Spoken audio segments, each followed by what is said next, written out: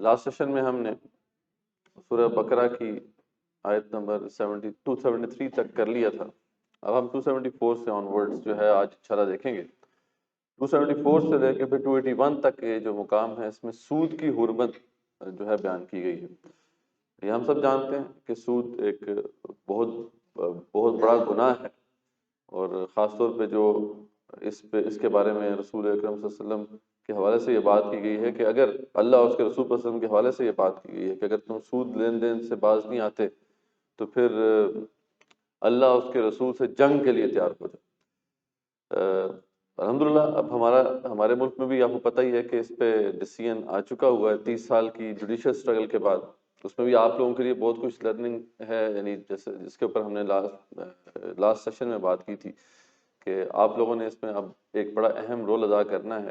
اگر پاکستان میں Islamisation of law کی طرف ہم جاتے ہیں تو یہ ایک ایکسلنٹ ایک کیس اسٹڈی ہے کہ سود کے اوپر فیڈرل کورٹ کے اندر پٹیشن دائر کی گئی، اور اس کے بعد کئی لوگ اس میں ظاہری بات ہے شریک ہوئے، اور اب 30 سال کے بعد تیسری دفعہ ظاہری بات ہے یہ بحث ہوئی ہے اور پھر ڈیسیژن آیا ہے، اور پھر حکومت کو 5 سال کا انہوں نے اب ٹائم دیا ہے. Let's see what happens next. بہرحال اللہ تعالیٰ یہاں آغاز ہی اس طرح کرتے ہیں کہ سود کھانے والا ایسے ہی جیسے کسی کو نا جن چڑھ گیا ہو. ہم کو پتہ ہے کہ جب جن چڑھ جاتا ہے وہ پاگل ہو جاتا ہے.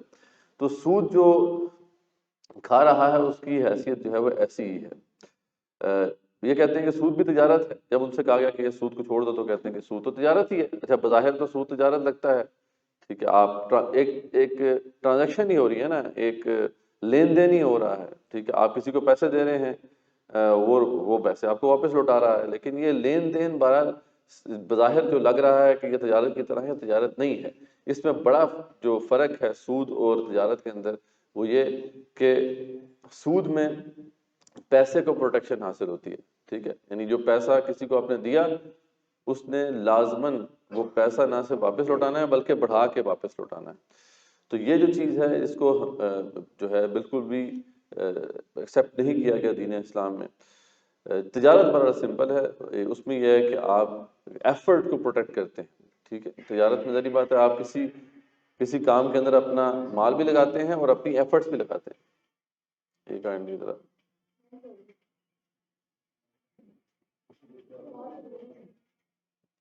ٹھیک، چلو جزاک اللہ. تو اس میں ایفرٹ بھی لگتی ہے، پیسہ بھی لگتا ہے، جبکہ سود کے اندر صرف اور صرف پیسہ لگتا ہے، اس میں ایفرٹ کوئی نہیں لگتی. تو اسلام کا جو اکنامک ماڈل ہے خاص طور پہ اگر اس کو آپ دیکھیں گے غور سے تو اس میں ایفرٹ کو پروٹیکشن دی گئی ہے. تو جس تک بھی یہ بات پہنچے تو بعد آ جائے اللہ تعالیٰ کہہ رہے ہیں جو پہلے معاملہ ہوا وہ اللہ تعالیٰ معاف دے گا. لیکن یہ ہے کہ اب اس کے بعد کسی نے اس گناہ کا ارتکاب کیا تو اس کا پھر ٹھکانہ جہنم ہوگا. اس والے سے بے شمار احادیث بھی ہیں جس میں اس کی حرمت بیان کی گئی. حضرت جابر رضی اللہ عنہ سے یہ مروی ایک روایت ہے کہ رسول اکرم صلی اللہ علیہ وسلم نے فرمایا کہ سود دینے والے تحریر لکھنے والے اور گواہوں اور سب پر لعنت کی، اور فرمایا کہ وہ سب گناہ میں برابر کے شریک ہیں. اس لیے ظاہر بات ہے بینکنگ کی جاب بھی نہیں کرنی چاہیے، اس میں بھی انسان جو ہے سود کی جو لین دین ہے اس کے اندر ملوث ہوتا ہے. ایک اور حدیث جس میں جو بڑی مشہور حدیث ہے آپ لوگوں نے سنی ہوگی، ابن ماجہ میں بھی ہے اور مشکات شریف میں بھی یہ حدیث آئی ہے کہ سود کے گناہ کے اگر 70 حصے کیے جائیں تو سب سے کمزور حصہ یہ ہے، یعنی 70 حصوں میں سے سب سے کمزور حصہ یہ ہے کوئی اپنی ماں کے ساتھ زنا کرے. یعنی یہ بات کہنا بھی زبان سے جو ہے مشکل ہوتا ہے، لیکن یہ ہے کہ اتنا یہ کبھی جرم ہے کہ اگر اس کے 70 پارٹس کیے جائیں تو اس کا جو 70th پارٹ ہے وہ اتنا بڑا ہے. تو ڈیفینیٹلی اس کی وہ سیویرٹی جس طرح کہ یا وہی جس طرح ہم نے بات کی نا گریوٹی اس کی سیویرٹی کی، وہ ہم شاید جتنی بھی کوشش کریں ہم اس کو ایسیس نہ کر پائیں. اگین یہاں پہ وہ ایک بات تو طے کرنی پڑے گی، واللہ یعلم وانتم لا تعلمون، اللہ جانتا ہے ہم نہیں جانتے. لیکن یہ ضرور ہے کہ ہم دیکھ سکتے ہیں کہ اس کے کیا کانسیکوینسز ہیں. جیسے میں نے کہا تھا نا پریگمیٹک اپروچ ہی ہم اپلائی کر سکتے ہیں کہ اگر سودی نظام چل رہا ہے تو اس کا آؤٹ پٹ کیا ہے. اور وہ ہم دیکھ رہے ہیں کہ اس وقت دنیا میں جو ہے 70 to 80% آبادی جو ہے وہ پاورٹی لائن سے بلو جو ہے وہ جی رہی ہے، اور باقی جو دولت کا ارتکاز ہے وہ جو ہے چند ہاتھوں میں ہے. یعنی 1% آف دا پاپولیشن کے پاس 80% آف دا ورلڈز ویلتھ موجود ہے. تو یہ سب اسی کی جو ہے وہ کارستانی ہے. اللہ تعالیٰ نے واضح طور پر فرما دیا کہ اللہ سود کو مٹاتا ہے اور صدقات کو بڑھاتا ہے. کسی ضرورت مند کو اگر پیسوں کی ضرورت ہے تو اس کو صدقہ دو، ٹھیک ہے. اسلام کا تو تصور یہ ہے کہ نہ صرف یہ ہے کہ اسلام یہ کہتا ہے کہ آپ اس کو دو، بلکہ یہ کہ دے کے پھر بھول جاؤ، اللہ کے نام پہ دے دو، ٹھیک، اگر وہ واپس نہیں کر سکتا. لیکن یہاں پہ اس کانٹیکسٹ میں جس میں ہم ہیں وہاں پہ ظاہری بات ہے کہ پیسہ دیے جاتے ہیں تو پھر وہ مطلب واپس نہیں لوٹانے بلکہ بڑھا کے واپس لوٹانے.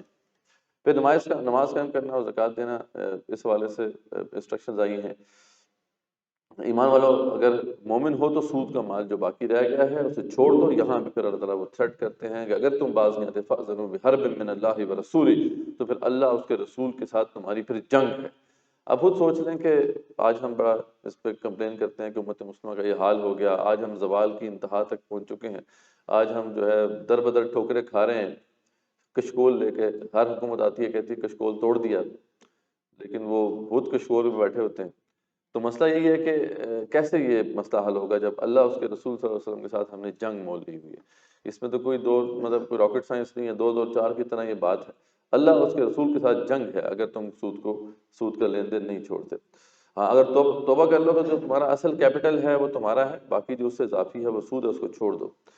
اچھا، اس کے برعکس ہونا یہ چاہیے تھا کہ تم قرض حسنہ دو، اور اگر کوئی غریب وقت پر نہیں دے سکتا تو اس کی تاریخ بڑھا دو، یا پھر یہ ہے کہ اس کو چھوڑ ہی دو، صدقہ ہی کر دو. یہ ہونا چاہیے تھا. بہرحال یہ چیز ہم نے کیونکہ امپلیمنٹ کر کے دیکھی نہیں. بظاہر آن پیپر تو ہمیں لگتا ہے کہ جی اس طرح تو پیسے جو ہے وہ ضائع ہو جائیں گے، لیکن یہ اللہ تعالیٰ کی برکت ہوتی ہے کہ اور اس میں آپ کو پتہ ہی ہے کہ ہمارے ملک کے مشہور جو ہیں ڈاکٹر امجد ثاقب صاحب، انہوں نے اخوت کا ایک ماڈل چلا کے دکھایا ہے، اور جو برکت ان کو ہوئی ہے وہ آپ ان سے پوچھ سکتے ہیں. ان کی اکثر ٹاکس آپ نے سنی ہوں گی. تو یہ بات وہی ہے کہ اللہ تعالیٰ فرما رہے ہیں کہ اللہ صدقات کو بڑھاتے ہیں، تو ظاہری بات ہے اللہ کی بات سچی ہے، لیکن ہمارے ظاہری بات ہے ایمان یا یقین اللہ کی بات پہ اس طریقے سے نہیں ہے.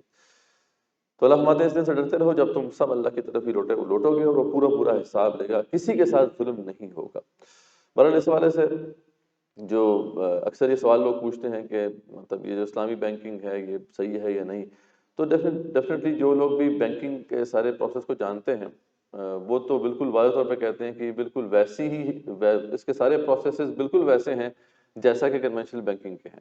بس یہ ایک پروسیس سٹارٹ کیا گیا تھا، مقصد یہ تھا کہ یہ مضاربہ اور مشارکہ کی طرف جائے. جو اسلام کے جو اصل میں اسلامک اکنامک ماڈل میں جو جو انسٹرومنٹ زیادہ استعمال ہوتے ہیں وہ مضاربہ اور مشارکہ ہے. تو پلان یہ تھا کہ ہم مضاربہ مشارکہ کی طرف جائیں گے، لیکن یہ ہے کہ یہ پلان اس طریقے سے ایگزیکیوٹ نہیں ہو سکا.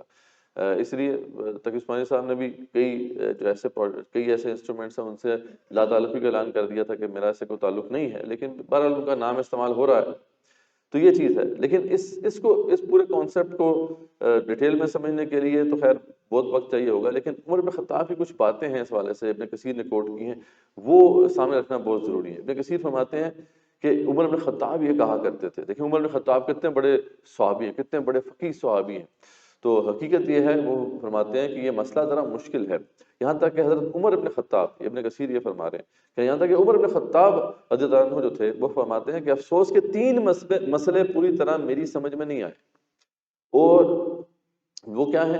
دادا کی میراث کا مسئلہ، کلالہ کیا ہوتا ہے، اس کی میراث کیسے طے کی جائے گی، دادا کی میراث کیسے طے کی جائے گی، اور سود کی صورتوں کا، یعنی کاروبار کی ایسی صورتیں جس پر سود کا شبہ ہوتا ہو.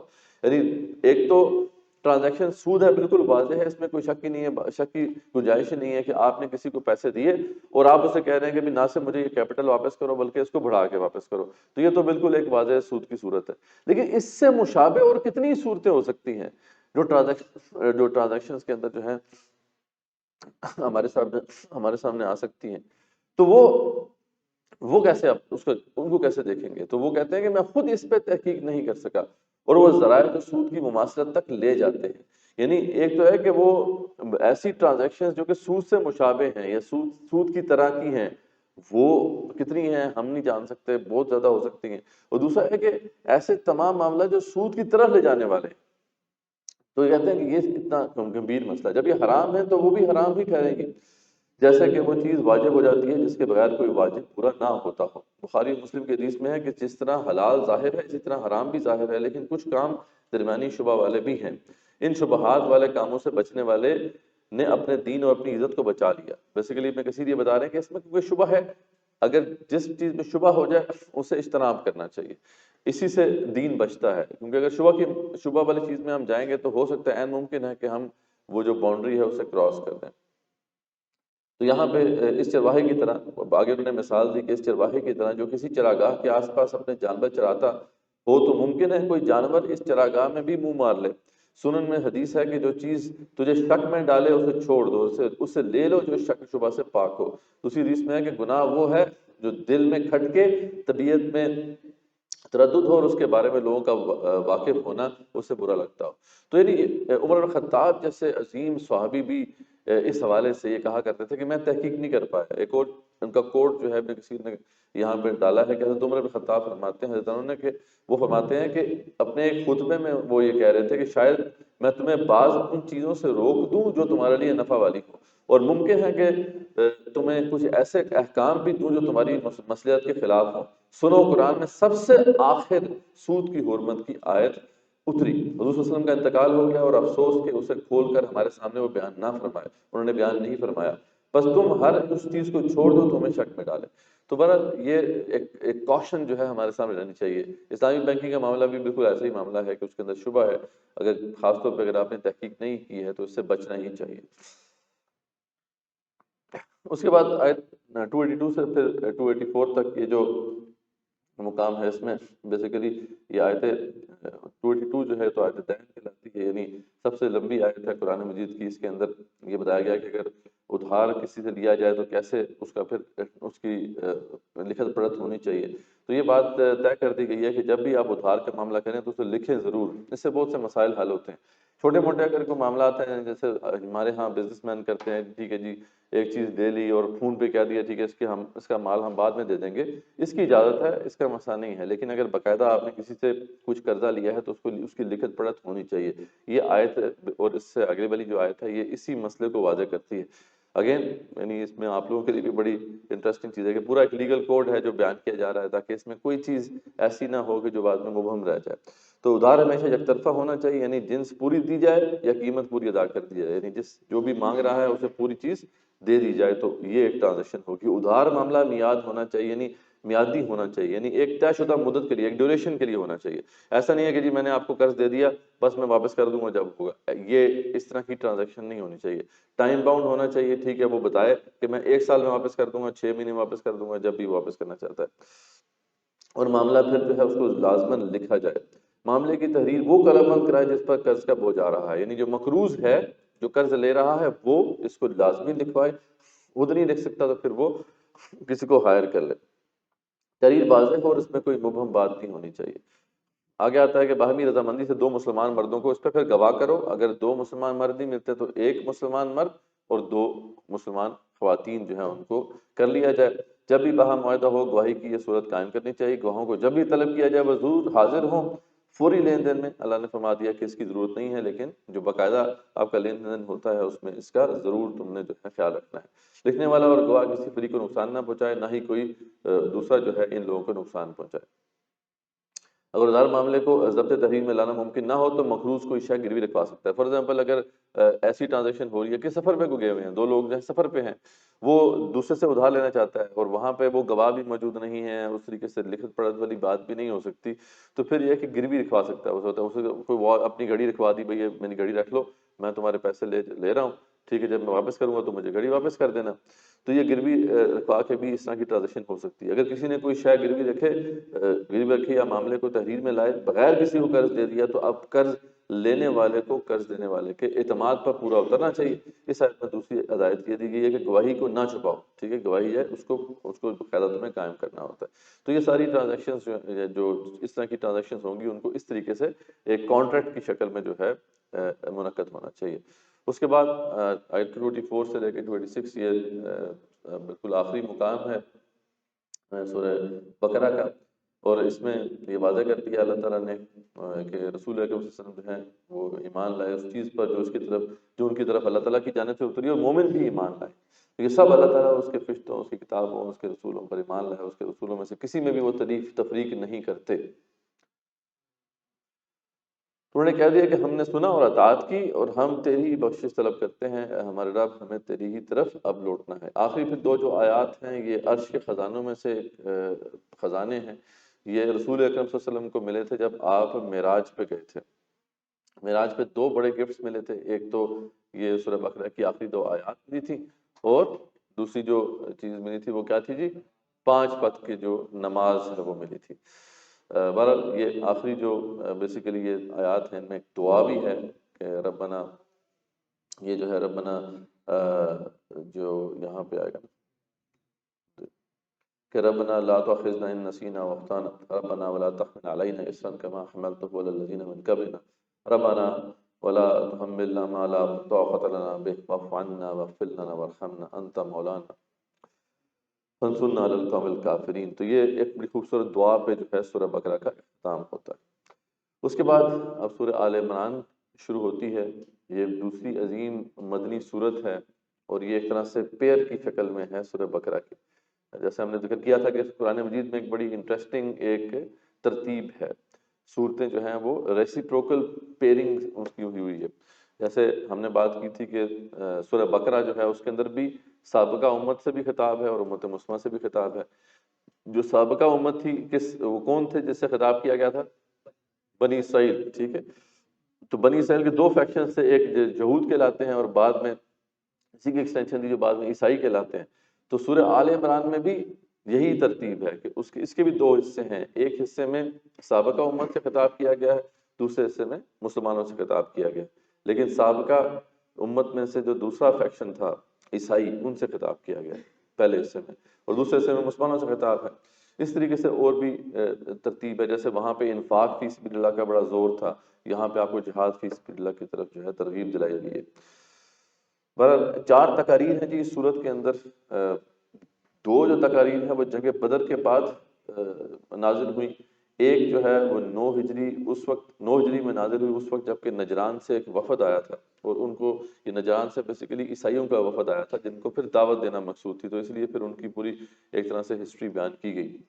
اور پھر ایک طویل جو خطبہ ہے اور بہت ہی عظیم خطبہ ہے وہ غزوہ احد کے بعد نازل ہوا، جب مسلمان جو تھے ان کو شکست ہوئی تھی اور ایک بڑی ڈیفیٹ سے ان کو سامنا کرنا پڑا تھا، تو اس وقت پھر یہ خطبہ ارشاد ہوا، اور بہت سے اعتبارات سے قرآن کا ایک سمجھ لیں کہ قرآن کے عظیم ترین خطبات میں اس کو آپ کنسیڈر کر سکتے ہیں۔ انشاءاللہ ہم اس کو تفصیل سے دیکھیں گے۔ اور یہ اب ہم نے بات کر لی کہ ریسیپروکل ارینجمنٹ جو ہے وہ کتنی خوبصورت ہے، کہ دیکھیں کہ سورہ بقرہ میں ٹوٹل جو آیات ہیں 286 ہیں۔ یہ قرآن کے نا اعجاز کے مختلف پہلو ہیں کہ سورہ بقرہ میں جو ٹوٹل آیات ہیں 286 ہیں، اب اس کا اگر ہاف کریں تو بنے گا 143، تو ایگزیکٹ 143 پہ وہ آیت آتی ہے وَكَذَلِكَ جَعَلْنَاكُمْ أُمَّةً وَسَطًا لِتَكُونُوا شُهَدَاءَ عَلَى النَّاسِ، یعنی اسی طرح ہم نے تمہیں درمیانی امت بنا دیا۔ اچھا وہ امت مطلب اس میں ذکر کیا گیا درمیانی امت کا، اور وہ آیت بھی درمیانی ہے سورہ بقرہ کی، اور وہ ایک طرح سے ڈیوائیڈ کرتی ہے سورہ بقرہ کو دو حصوں میں، یعنی اس کے اس طرف جو ہے سابقہ امت سے خطاب ہے اور اس کے بعد پھر امت مسلمہ سے خطاب ہے۔ اچھا سیم ترتیب یہاں پہ بھی ہے، یہاں پہ تو جو اس کی ہے 200 آیات ہے، ایگزیکٹ 100th آیت پہ جو ہے وہ ڈیوائیڈ ہوتا ہے۔ تو وہی ریسیپروکل ارینجمنٹ بھی ہے، اور ایک بڑی لطیف چیز اور خوبصورت چیزیں ہیں نظم کے اعتبار سے، قرآن مجید میں اس طرح کے بہت سے پھر پہلو موجود ہیں۔ اس کا جو ہسٹوریکل کانٹیکسٹ ہے وہ ہم دیکھ لیتے ہیں۔ اصل میں بدر کے بعد حالات جو تھے وہ بہت سخت ہو گئے تھے مسلمانوں کے لیے۔ قریش کے خلاف ذری بدر جنگ تھی، اور پہلا مارکا کیونکہ مسلمان جیت گئے تھے، تو اب ان کی طرف سے جو ہے اب انتقام جو تھا اس کا جذبہ بہت زیادہ بھڑک رہا تھا۔ پھر مہاجرین کی جو آباد کاری کا مسئلہ تو تھا ہی، ہم نے بات کری تھی کہ ریفیوجی کرائسس کا ایک مسئلہ مدینے کے اندر تو پہلے سے تھا، ٹھیک ہے۔ آن ٹاپ آف دیٹ جو ہے اب ہو گیا تھا کہ ایک ہر طرف جنگ کا خطرہ منڈلا رہا تھا کہ کسی وقت بھی اب وہ اٹیک کر سکتے ہیں۔ پھر بدر میں یہودیوں نے بیسیکلی مشرکوں کا ساتھ دیا تھا، حالانکہ ہونا یہ چاہیے تھا کہ یہودی جو تھے وہ اہل کتاب تھے، ان کو مسلمانوں کا ساتھ دینا چاہیے تھا، لیکن ایسا نہیں ہوا، انہوں نے مشرکوں کا ساتھ دیا۔ اس لیے یہ بھی خدشہ تھا کہ وہ بھی اب ان کے ساتھ مل کے جو ہے اب دوبارہ سے جنگ پہ ان کو ابھاریں گے، اور یہ کمبائنڈ ایک اٹیک ہوگا ہمارے اوپر، تو یہ بھی کنسرن تھا۔ پھر اس میں خاص طور پہ بنی نذیر کا جو سردار تھا کعب بن اشرف، اس نے تو اوپنلی یہ کام شروع کر دیا تھا، جا کے ان کو للکارنا شروع کر دیا تھا اور ان کو جھنجھوڑ رہا تھا کہ تم کیسے لوگ ہو کہ تمہیں یہ لوگ کل کے جو مطلب لوگ ہیں ابھی تمہارے ٹکڑوں پہ پلے ہوئے ہیں اور انہوں نے آ کے اس طرح تمہیں جو ہے شکست سے دوچار کر دیا، تم کھڑے ہو ان کا مقابلہ کرو۔ تو وہ باقاعدہ اس نے میٹنگ شروع کر دی تھی۔ اچھا، بدر کے چند مہینے کے بعد بنو قینقاع ایک یہودی قبیلہ تھا جو کہ مدینے کے اندر ہی آباد تھا۔ یہ تین بڑے قبیلے تھے، بنو نذیر، بنو قریظہ اور بنو قینقاع۔ بنو قینقاع جو تھا یہ بیسیکلی مدینے کے اندر ہی آباد تھا۔ انہوں نے کچھ ایسی بات کی، ایسی حرکت کی کہ ان کے خلاف پھر آپ صلی اللہ علیہ وسلم نے ایکشن لیا اور ان کو وہاں سے بے دخل کر دیا۔ اس کی اب اس کی بھی ان کو اب بہت زیادہ مشکل پڑ گئی تھی اور ایک انتقام مزید جو ہے وہ بھڑک رہا تھا کہ اس کا بھی انہوں نے بدلہ اتارنا ہے۔ تو یعنی یہود پورے طریقے سے اب مسلمانوں کے خلاف تھے اور وہ مشرکوں کا ساتھ دے رہے تھے، اور رسول اکرم صلی اللہ علیہ وسلم جو ہے ان کو اب مطلب ایسے برے حالات ہو گئے تھے کہ صحابہ کرام فرماتے ہیں اس دور میں کہ رضوان اللہ تعالیٰ علیہم کہ ہم رسول اکرم صلی اللہ علیہ وسلم کو اپنی آنکھوں کے سامنے رکھتے تھے، اگر وہ نظروں سے اوجھل ہو جاتے تھے تو ہمیں خدشہ ہوتا تھا کہیں ان کے اوپر کوئی قاتلانہ حملہ نہ ہو جائے۔ خیر، پھر یہ جو وقت آ گیا، 3000 کا یہ لشکر جو ہے مسلمانوں پر حملہ آور ہوا۔ مسلمانوں کے پاس وقت جو ہے ٹوٹل 1000 کے قریب لوگ تھے لڑنے والے، اور ان میں سے بھی جو 200-300 وہ لوگ تھے جو کہ بعد میں منافقین کے طور پہ سامنے آئے اور وہ عین میدان میں مسلمانوں کو، میدان جنگ میں مسلمانوں کو چھوڑ کے چلے گئے۔ تو مسلمانوں کو جو ہے ایک مشکل جو ہے ایک معاملہ جو ہے درپیش ہو گیا کہ آپ کس طریقے سے ان سے لڑائی کریں، اور اسی وجہ سے پھر کچھ اپنی غلطیاں بھی ہوئیں، کچھ کمزوریاں مسلمانوں کے اندر تھیں، کچھ رسول اکرم صلی اللہ علیہ وسلم سے بھی کچھ چھوٹی موٹی لغزش ہوئی، جس کی وجہ سے پھر یہ جنگ مسلمان جو ہے وہ ہار گئے۔ اب مسلمان کیونکہ یہ جنگ ہار چکے تھے، شولڈرز ڈاؤن تھے، ہیڈ ڈاؤن تھے، دل شکستہ تھے۔ اب ایسے معاملے میں ہوتا یہ ہے کہ جو امیر ہوتا ہے فوج کا، اسے کھڑا ہونا ہوتا ہے اور فوج کی ذرا ہمت بندھانی ہوتی ہے، کوئی بات نہیں، ہمیں بس اب ڈٹ کے مقابلہ کرنا ہے۔ لیکن خود رسول اکرم صلی اللہ علیہ وسلم کو جو ہے چوٹیں لگی تھیں، آپ بے ہوش بھی ہو گئے تھے اس دوران، پھر ان کے قریبی رشتہ دار جو ہے شہید ہوئے تھے، خاص طور پہ آپ کے جو چچا تھے حضرت حمزہ رضی اللہ عنہ، وہ شہید ہوئے تھے۔ تو آپ اس میں بہت غمگین تھے، آپ اس پوزیشن میں نہیں تھے کہ اس وقت کھڑے ہو کے مسلمانوں کا مورال جو ہے اسے بلند کریں۔ تو پھر جب اللہ تعالیٰ نے دیکھا یہاں پہ اللہ خود پھر آتے ہیں اور ایک زبردست خود بادشاہ فرماتے ہیں، جیسے جس کا ذکر میں نے آپ کے سامنے کیا تھا، جس میں پھر مورال کو بھی بوسٹ کیا اللہ تعالیٰ نے، سمجھایا کہ تمہاری غلطیاں کیا ہیں اور ہمت بندھائی مسلمانوں کی۔ تو بہت زبردست خطبہ ہے۔ تو اس کا جو آغاز ہے 1 سے لے کے 32 تک جو آیات ہیں یہ تمہیدی مضامین ہیں، یعنی انٹروڈکٹری کچھ باتیں ہیں جو اللہ تعالیٰ نے ارشاد فرمائی ہیں۔ بالکل شروع میں جو ہے ذکر آتا ہے کہ معبود برحق کی کچھ صفات بیان کی گئی ہیں کہ اللہ تعالیٰ کی کبریائی بیان کی گئی ہے۔ پھر اس کے بعد واضح کیا گیا کہ فتنہ پیدا کرنے والوں کا طرز عمل کیا ہوتا ہے کہ وہ متشابہ آیات کی تعویل میں لگ جاتے ہیں۔ جو فتنہ پرور لوگ ہوتے ہیں وہ ایسے ہی کرتے ہیں۔ ہمارے ہاں بھی آپ دیکھیں گے کہ جو لوگ لوگوں کو گمراہ کرتے ہیں، جو اسکالرز یا علماء سو یا جو بھی لوگ آتے ہیں اس طرح کے لوگ، وہ ہمیشہ متشابہات کو اپنا مرکز بناتے ہیں اور محکمات کو چھوڑ دیتے ہیں۔ محکمات کیا ہیں؟ محکمات وہ واضح احکامات ہیں جو قرآن میں بیان کر دیے گئے ہیں، ڈوز اینڈ ڈونٹس، یعنی کیا کرنا ہے کیا نہیں کرنا، یہ ہے محکمات ہیں۔ محکمات ہمیشہ کلیئر ہیں، اس میں کوئی زیادہ کنفیوژن کی بات نہیں ہے۔ متشابہات جو ہیں ان کے اندر ذری بات کیل و کال ہو سکتی ہے۔ متشابہات فار ایگزامپل اللہ تعالیٰ نے 6 دنوں میں زمین آسمان بنائے۔ اب یہ سوال پیدا ہوتا ہے کہ بھائی اچھا 6 دنوں میں کیوں بنائے؟ ٹھیک ہے جی، 7 دن کیوں نہیں لگے اس میں؟ اچھا جو آسمان ہیں وہ 7 ہیں، زمینیں بھی اس طریقے سے ہیں، اچھا یہ پھر اس کی کیا حقیقت ہے 7 آسمانوں کی؟ اب اس طرح کے اور بہت سے پھر بہت سی متشابہات ہیں جو قرآن میں موجود ہیں۔ ہمیشہ امت مسلمہ کی تاریخ کا بھی اگر مطالعہ کریں تو جو فتنہ پرور لوگ ہوتے ہیں وہ انہی کو اپنا مرکز بناتے ہیں۔ ایک بہت بڑی تحریک تھی باطنیہ کے نام سے، آپ نے نام سنا ہوگا۔ ان کا طریقہ واردات یہ تھا، انہوں نے بہت زیادہ خرابیاں پیدا کی مسلمانوں کے اندر، اسلامک تھاٹ کو بڑا نقصان پہنچایا۔ ان کا طریقہ واردات بھی یہ ہوتا تھا، وہ آ کے لوگوں سے پوچھتے تھے اچھا ہاں بھائی بتائیں آپ کو پتہ ہے کہ اللہ نے 6 دنوں میں زمین و آسمان کیوں بنائے؟ وہ کہتے تھے ہمیں تو نہیں پتا۔ اچھا جا کے انہیں کہتے تھے کہ اپنے علماء سے پوچھ کے آؤ۔ اب علماء کے پاس جب جاتے وہ لوگ، ہاں جی آپ کو پتہ ہے جی 6 دن میں کیوں بنائے، 7 میں کیوں نہیں بنائے؟ علماء کہتے ہیں یہ تو اللہ تعالیٰ کا فیصلہ ہے بھائی، اس میں اب کیا ہم کہہ سکتے ہیں۔ اچھا یہ پھر جب واپس ان کے پاس لوگ آتے ہیں عام سادہ لوگ تو کہتے ہیں دیکھو ہم تو تمہیں پہلے کہتے ہیں تمہارے مولویوں کو کچھ نہیں پتا، اب ہم تمہیں بتائیں گے۔ اب وہ الٹی سیدھی کو تعویل بنا دی گئی، مطلب وہ کہانی تو سنا سکتے ہیں آپ 6 دن میں کیوں نہیں بنایا، 6 دن میں کیوں بنایا، 7 میں کیوں نہیں بنایا، اس طریقے سے وہ سوالات کر کے لوگوں کو اپنے ساتھ اپنی طرف مائل کرتے تھے۔ تو اللہ تعالیٰ نے واضح کر دیا کہ دیکھو جو فتنہ پرور لوگ ہوں گے وہ متشابہات کے پیچھے لگیں گے، اس لیے ان سے ہوشیار رہنا۔ پھر کافروں کے لیے برے انجام کی اللہ نے بتایا کہ دھمکی ہے، اور غزوہ بدر کا حوالہ دے دیا گیا کہ کس طریقے سے غزوہ بدر میں اللہ تعالیٰ نے کم مسلمان تھے، 313 تھے، لیکن ان کو فتح دلائی جو ہے کافروں کے اوپر۔ تو اس لیے اللہ فرما رہے ہیں کہ ان کافروں کو تم ہرگز نہ سمجھو کہ ہم نے اہل ایمان کو چھوڑ دیا ہے، ہم اہل ایمان کے ساتھ ہیں، تمہارے ساتھ، تمہارا انجام آخرکار یہی ہوگا۔ پھر اعمال صالح کا ذکر ہے، خاص طور پہ جہاد فی سبیل اللہ کا ذکر ہے، اور ساتھ ہی بتا دیا گیا کہ اس سے روکنے والی چیزیں کیا ہیں۔ یہ اب بہت ہی ایک اہم آیت ہے جو فلسفہ محبت کو واضح کرتی ہے کہ زُيِّنَ لِلنَّاسِ حُبُّ الشَّهَوَاتِ مِنَ النِّسَاءِ وَالْبَنِينَ وَالْقَنَاطِيرِ الْمُقَنطَرَةِ مِنَ الذَّهَبِ وَالْفِضَّةِ وَالْخَيْلِ الْمُسَوَّمَةِ وَالْأَنْعَامِ وَالْحَرْثِ ذَلِكَ مَتَاعُ الْحَيَاةِ الدُّنْيَا وَاللَّهُ عِندَهُ حُسْنُ الْمَآبِ۔ یعنی محبت کیا چیز ہوتی ہے؟ انفارچونیٹلی ہمارے ہاں یہ تصور جو ہے یہ وہ خاتون کی حد تک ہی محدود ہو کے رہ گیا ہے۔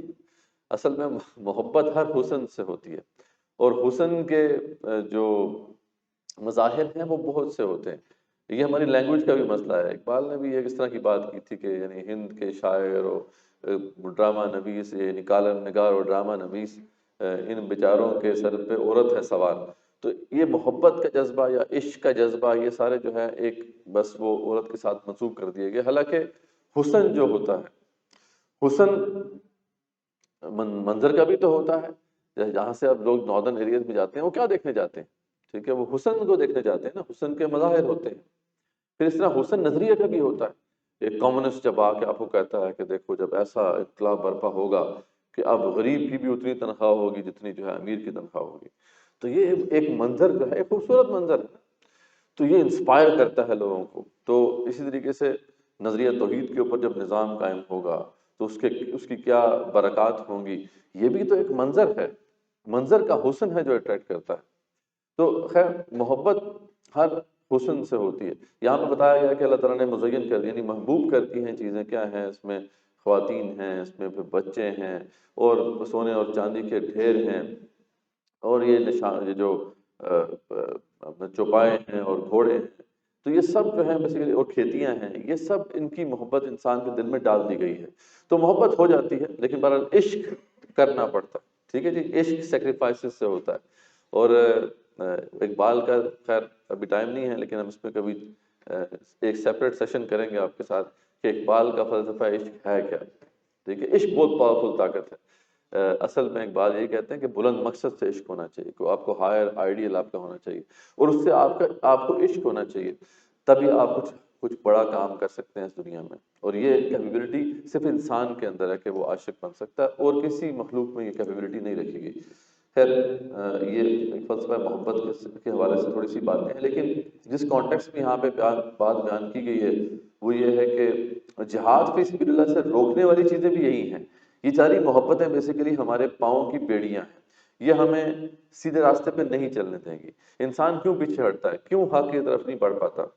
ٹھیک ہے، صحابہ کرام میں بھی ایسے لوگ تھے رضوان اللہ تعالیٰ علیہ کہ جب ہجرت کا موقع آیا تو ان کے بیوی بچوں نے وہ بس منتیں کرنا شروع کر دیے کہ نہیں ہم تو نہیں جائیں گے اور ہم اپنے گھر کو نہیں چھوڑیں گے۔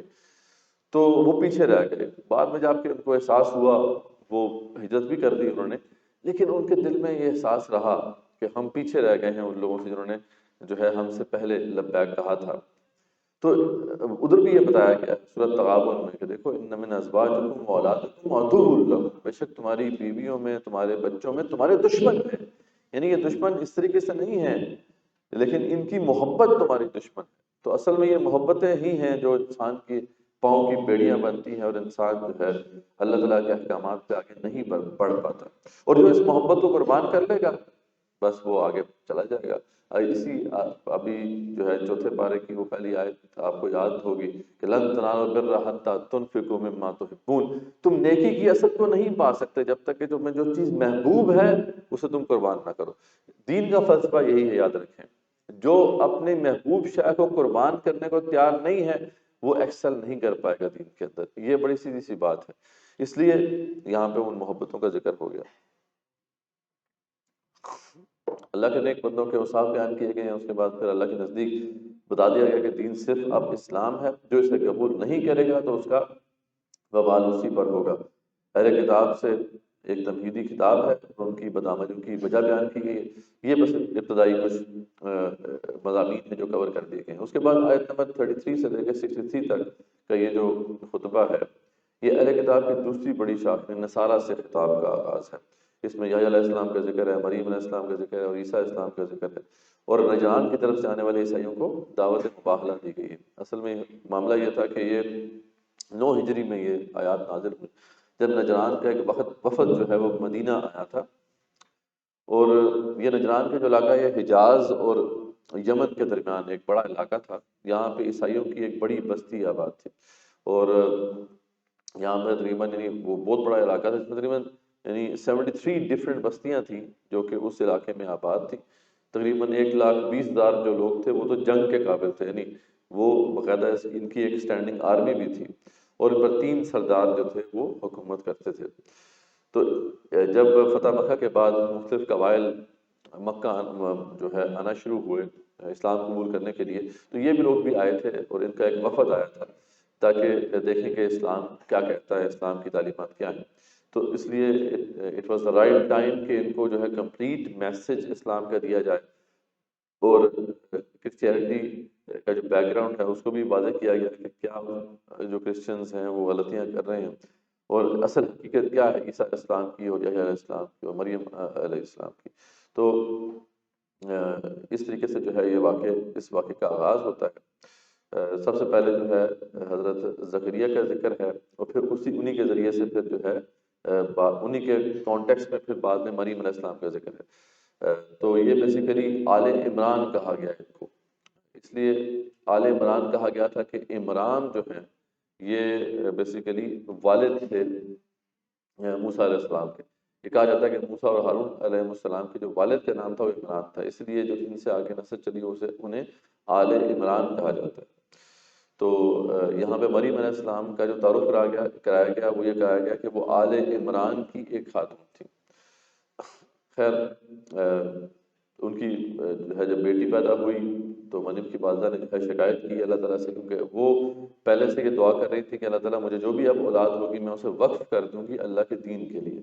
اور اس زمانے میں یہی ایک رواج تھا کہ جو مرد ہوتے تھے ان کو باقاعدہ وقف کر دیا جاتا تھا، وہ پھر ہیکل سلیمانی جو تھا یعنی ہیکل جو تھا ان کا، جیسے خانہ کعبہ ہے تو وہاں پر ہی ان کو رکھا جاتا تھا، اور وہ وہیں پر عبادت کرتے تھے، وہیں پر ان کا جو ہے ان کی زندگی گزرتی تھی۔ اب جب ایک لڑکی پیدا ہوئی تو انہوں نے اللہ سے شکایت کی کہ اللہ تعالیٰ میں نے تو آپ سے یہ کہا تھا کہ مجھے کوئی اولاد دیتا کہ میں وقف کر دوں، اب ایک لڑکی کو کیسے میں وقف کروں؟ تو خیر اللہ تعالیٰ بھی وہاں پہ واضح فرماتا ہے کہ ان جیسی لڑکی تو کوئی اور ہو نہیں سکتی، یعنی آپ کو جو ہم نے عطا کی ہیں آپ کو معلوم نہیں۔ مریم علیہ السلام کا جو مقام ہے ظاہر بات ہے کہ وہ ہم سب جانتے ہیں کہ وہ اس لحاظ سے پینیکل پہ ہے، اپنی پیک پر ایک بہترین عورت۔ تو اللہ تعالیٰ واضح فرماتے ہیں کہ یہ بالکل ایسا ہی ہے، اللہ کا یہ فیصلہ ہے۔ اس پہ پھر وہ دعا کرتی ہے کہ اللہ تعالیٰ ان کو اس کو جو ہے شیطان سے اپنی پناہ میں رکھے۔ پھر زکریا علیہ السلام جو کہ ان کے خالو تھے وہ ان کو ان کی کفالت کا جو ہے ذمہ دیا گیا، اور وہ کافی عرصے ان کی حفاظت کرتے رہے۔ اسی دوران کا ایک واقعہ ہے کہ زکریا علیہ السلام اس وقت بہت بوڑھے ہو چکے تھے، ان کی اولاد نہیں تھی، ان کی جو ہے بیوی بھی 5 تھیں اور خود بھی وہ بوڑھے ہو چکے تھے۔ اسی دوران کسی وقت انہوں نے وزٹ کیا ہے مریم علیہ السلام کو ان کے ہیکل، ان کے جو حجرے میں ان کے لیے اسپیشل حجرہ جو ہے مختص کر دیا گیا تھا ہیکل کے اندر، تو وہ عبادت کرتی رہتی تھی وہاں پر، تو اکثر ان کا وہاں پہ گزر ہوتا تھا۔ اس دوران بھی ایسا ہوا کہ وہ آئے، انہوں نے دیکھا مریم علیہ السلام سے ملے تو دیکھا کہ وہاں پر نا پھل پڑے ہوئے ہیں، یعنی بعض اوقات ایسے پھل بھی جو کہ موسم کے نہیں ہوتے تھے وہ بھی وہاں پہ ان کو نظر آتے تھے۔ تو ہر دفعہ انہوں نے نوٹس کیا ہوگا، لیکن اس دفعہ جو ہے خاص طور پہ دیکھا اور پوچھا انہوں نے مریم علیہ السلام سے کہ یہ پھل کہاں سے آئے ہیں مریم؟ تو وہ کہتی ہیں کہ یہ تو مجھے میرا اللہ دیتا ہے۔ تو ان کے دل میں بھی یہ خواہش پیدا ہوئی کہ اگر اللہ اس طریقے سے معجزاتی طور پر مریم علیہ السلام کو اس طرح پھل دے سکتا ہے تو مجھے بھی ایک اولاد دے سکتا ہے۔ تو بہرحال اسی طریقے سے پھر جب وہ گئے ہیں اللہ کے حضور اپنے حجرے میں، انہوں نے دعا کی تو وہ دعا قبول ہو گئی کہ مجھے اللہ تعالیٰ بیٹا تھا، اور اللہ تعالیٰ نے نہ صرف یہ ہے کہ یہ دعا قبول فرما لی، بلکہ ساتھ ہی جو ہے ان کا نام بھی رکھ دیا یحییٰ علیہ السلام۔ یحییٰ بڑا خوبصورت نام ہے، یہ وہ نام ہے کہ جو اس سے پہلے کسی اور کا نام نہیں تھا اور اللہ نے خود رکھا۔ آپ میں سے کوئی یحییٰ ہے؟ تو بہرحال یہ ایک خوبصورت نام جو ہے اللہ تعالیٰ نے خود رکھ دیا۔ اچھا، اس پہ ان کو یقین نہیں آیا، مطلب شروع میں تو یقین نہیں آیا کہ یہ کیسے ہو سکتا ہے، لیکن اللہ تعالیٰ نے فرمایا کہ ایسا ہی ہوگا، اور پھر نشانی کے طور پر جو ہے بتا دیا گیا کہ آپ جا کے 3 دن تک جو ہے بات نہیں کر سکیں گے اپنے لوگوں سے، یہ ایک نشانی ہوگی۔ یہ نشانی بھی اس طریقے سے جو ہے ظہور پذیر ہوئی اور یہ بات اسٹیبلش ہوگی کہ علیہ السلام جو ہے ان کے بارے میں بتا دیا گیا کہ وہ عیسیٰ علیہ السلام کی تصدیق کرنے والے اور بہت بڑے سردار ہوں گے اور نبی ہوں گے۔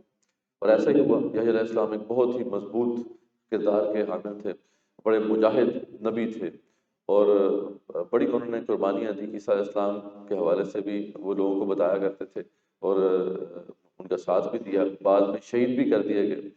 تو یہ یحییٰ علیہ السلام کا ذکر ہوا۔ اس کے بعد پھر یہ مریم علیہ السلام کا ذکر ہو جاتا ہے ساتھ ہی، کیونکہ جان دا بیپٹسٹ جیسے وہ کہتے ہیں یحییٰ علیہ السلام کو، وہ کہتے ہیں جان دا بیپٹسٹ۔ یہ وہ مانتے تھے عیسائی کہ یحییٰ علیہ السلام کی جو پیدائش ہے وہ بھی معجزاتی طور پہ ہوئی ہے، مطلب وہ جو ہے اس وقت ہوئی جبکہ وہ بوڑھے ہو چکے تھے اور بیوی بانجھ تھی۔ تو لیکن اس کے باوجود انہوں نے یحییٰ علیہ السلام کو انسان ہی کنسیڈر کیا، اللہ کا نبی ہی کنسیڈر کیا، اس لیے یہ ریفر کیا اللہ تعالیٰ نے کہ دیکھو ان کا قصہ تو تم بالکل جانتے ہو۔ بالکل ایسے ہی قصہ جو ہے وہ عیسیٰ علیہ السلام کا بھی ہے، ٹھیک ہے۔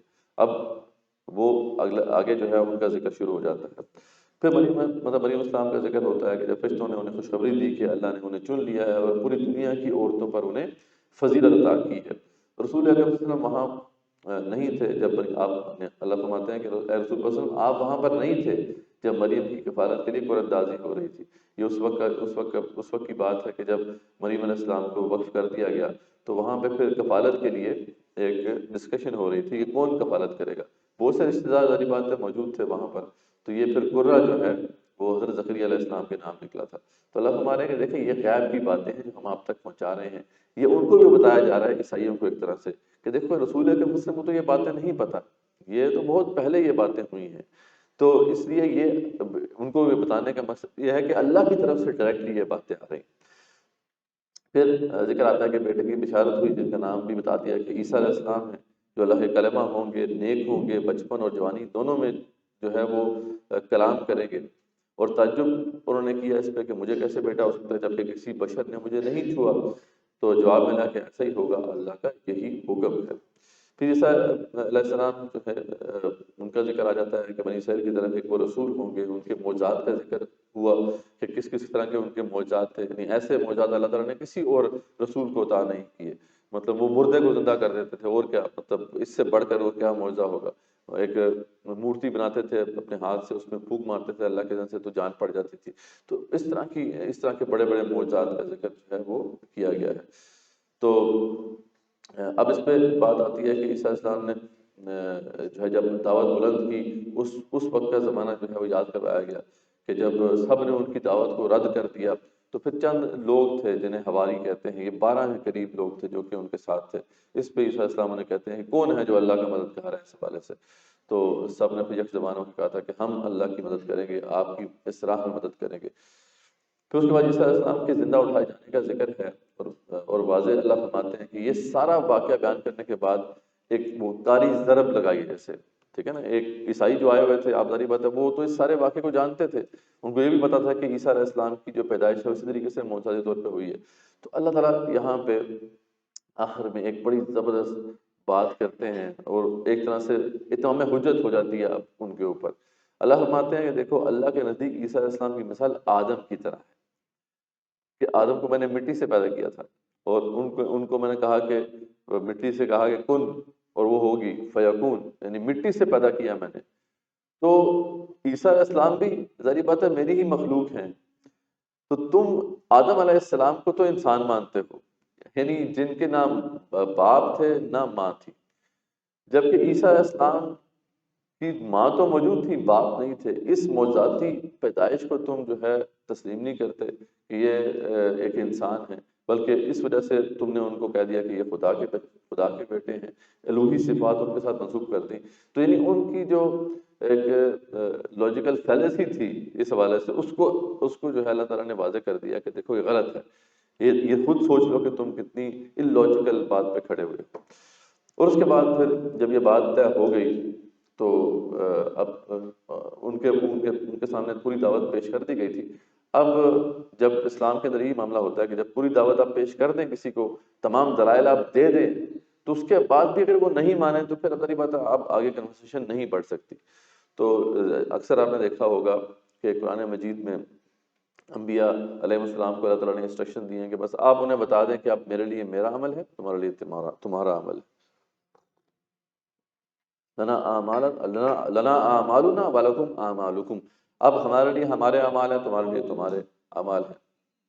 اب لا حجت بیننا و بینکم، اب کوئی جو ہے کوئی حجت نہیں ہے ہمارے اور تمہارے درمیان۔ تو اس طرح کی بات ہی یہاں پہ بتا دی گئی کہ دیکھیں اب یہ بات کلیئر ہو گئی ہے، انہوں نے نہیں مانا تھا بہرحال۔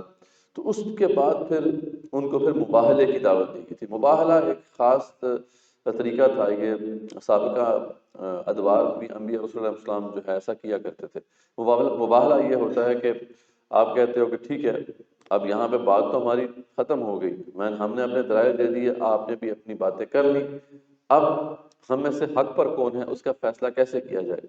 اس کے فیصلے کا ایک طریقہ پھر یہ تھا کہ جو نبی تھا وہ اپنے تمام گھر والوں کو ایک میدان میں لے آتا تھا، اور دوسری طرف جو بھی سردار ہوتے تھے، دوسرے مطلب مذہب کے ماننے والے یا ان کے جو پیشوا ہوتے تھے، نبی جو ہے ان کو دعوت دیتا تھا کہ آپ بھی ایسا کریں کہ اپنے گھر والوں کو میدان میں لے آئیں، اور ہم مل کے اب ایک ہی دعا کریں گے۔ دعا کیا کریں گے کہ اللہ تعالیٰ جو بھی ہم میں سے حق پر ہے اسے بچا لے، اور جو حق پر نہیں ہے اس کو تو نیست و نابود کر دے۔ تو یہ جب یعنی دعا کی جاتی تھی تو پھر جو حق پر ہوتا تھا وہ بچ جاتا تھا، اور جو برائی جو غلطی پر ہوتا تھا پھر ظاہر بات ہے اس کے اوپر اللہ کا عذاب آتا تھا۔ تو رسول اکرم صلی اللہ علیہ وسلم نے پھر ایسا ہی کیا۔ اللہ تعالیٰ نے حکم دیا تھا کہ آپ اب ان کو دعوت مباہلہ دیں، وہ مباہلہ کریں گے۔ تو یہ جب وہاں پہ آپ وسلم خود بھی چلے گئے اور پھر اپنے گھر والوں کو بھی لے کے چلے گئے، یعنی فاطمہ کو بھی لے لیا آپ نے، اور حسن حسین سب کو، اور دوسری طرف جو ہے ان کو بھی جو ہے یہ بتا دیا گیا کہ آپ بھی آ جائیں۔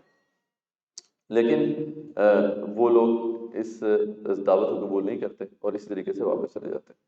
تو یہ بیسیکلی یہ پورا واقعہ جو ہے بیان کر دیا جاتا ہے یہاں پہ۔ اس کے بعد پھر 64 سے لے کے 99 تک کا یہ جو مقام ہے، اس میں اہل کتاب کو دعوت اسلام جو ہے پیش کی گئی ہے کہ اہل کتاب آؤ اس کلمے کی طرف جو تمہارے اور ہمارے درمیان مشترک ہے کہ ہم اللہ کے سوا کسی کی بندگی نہ کریں۔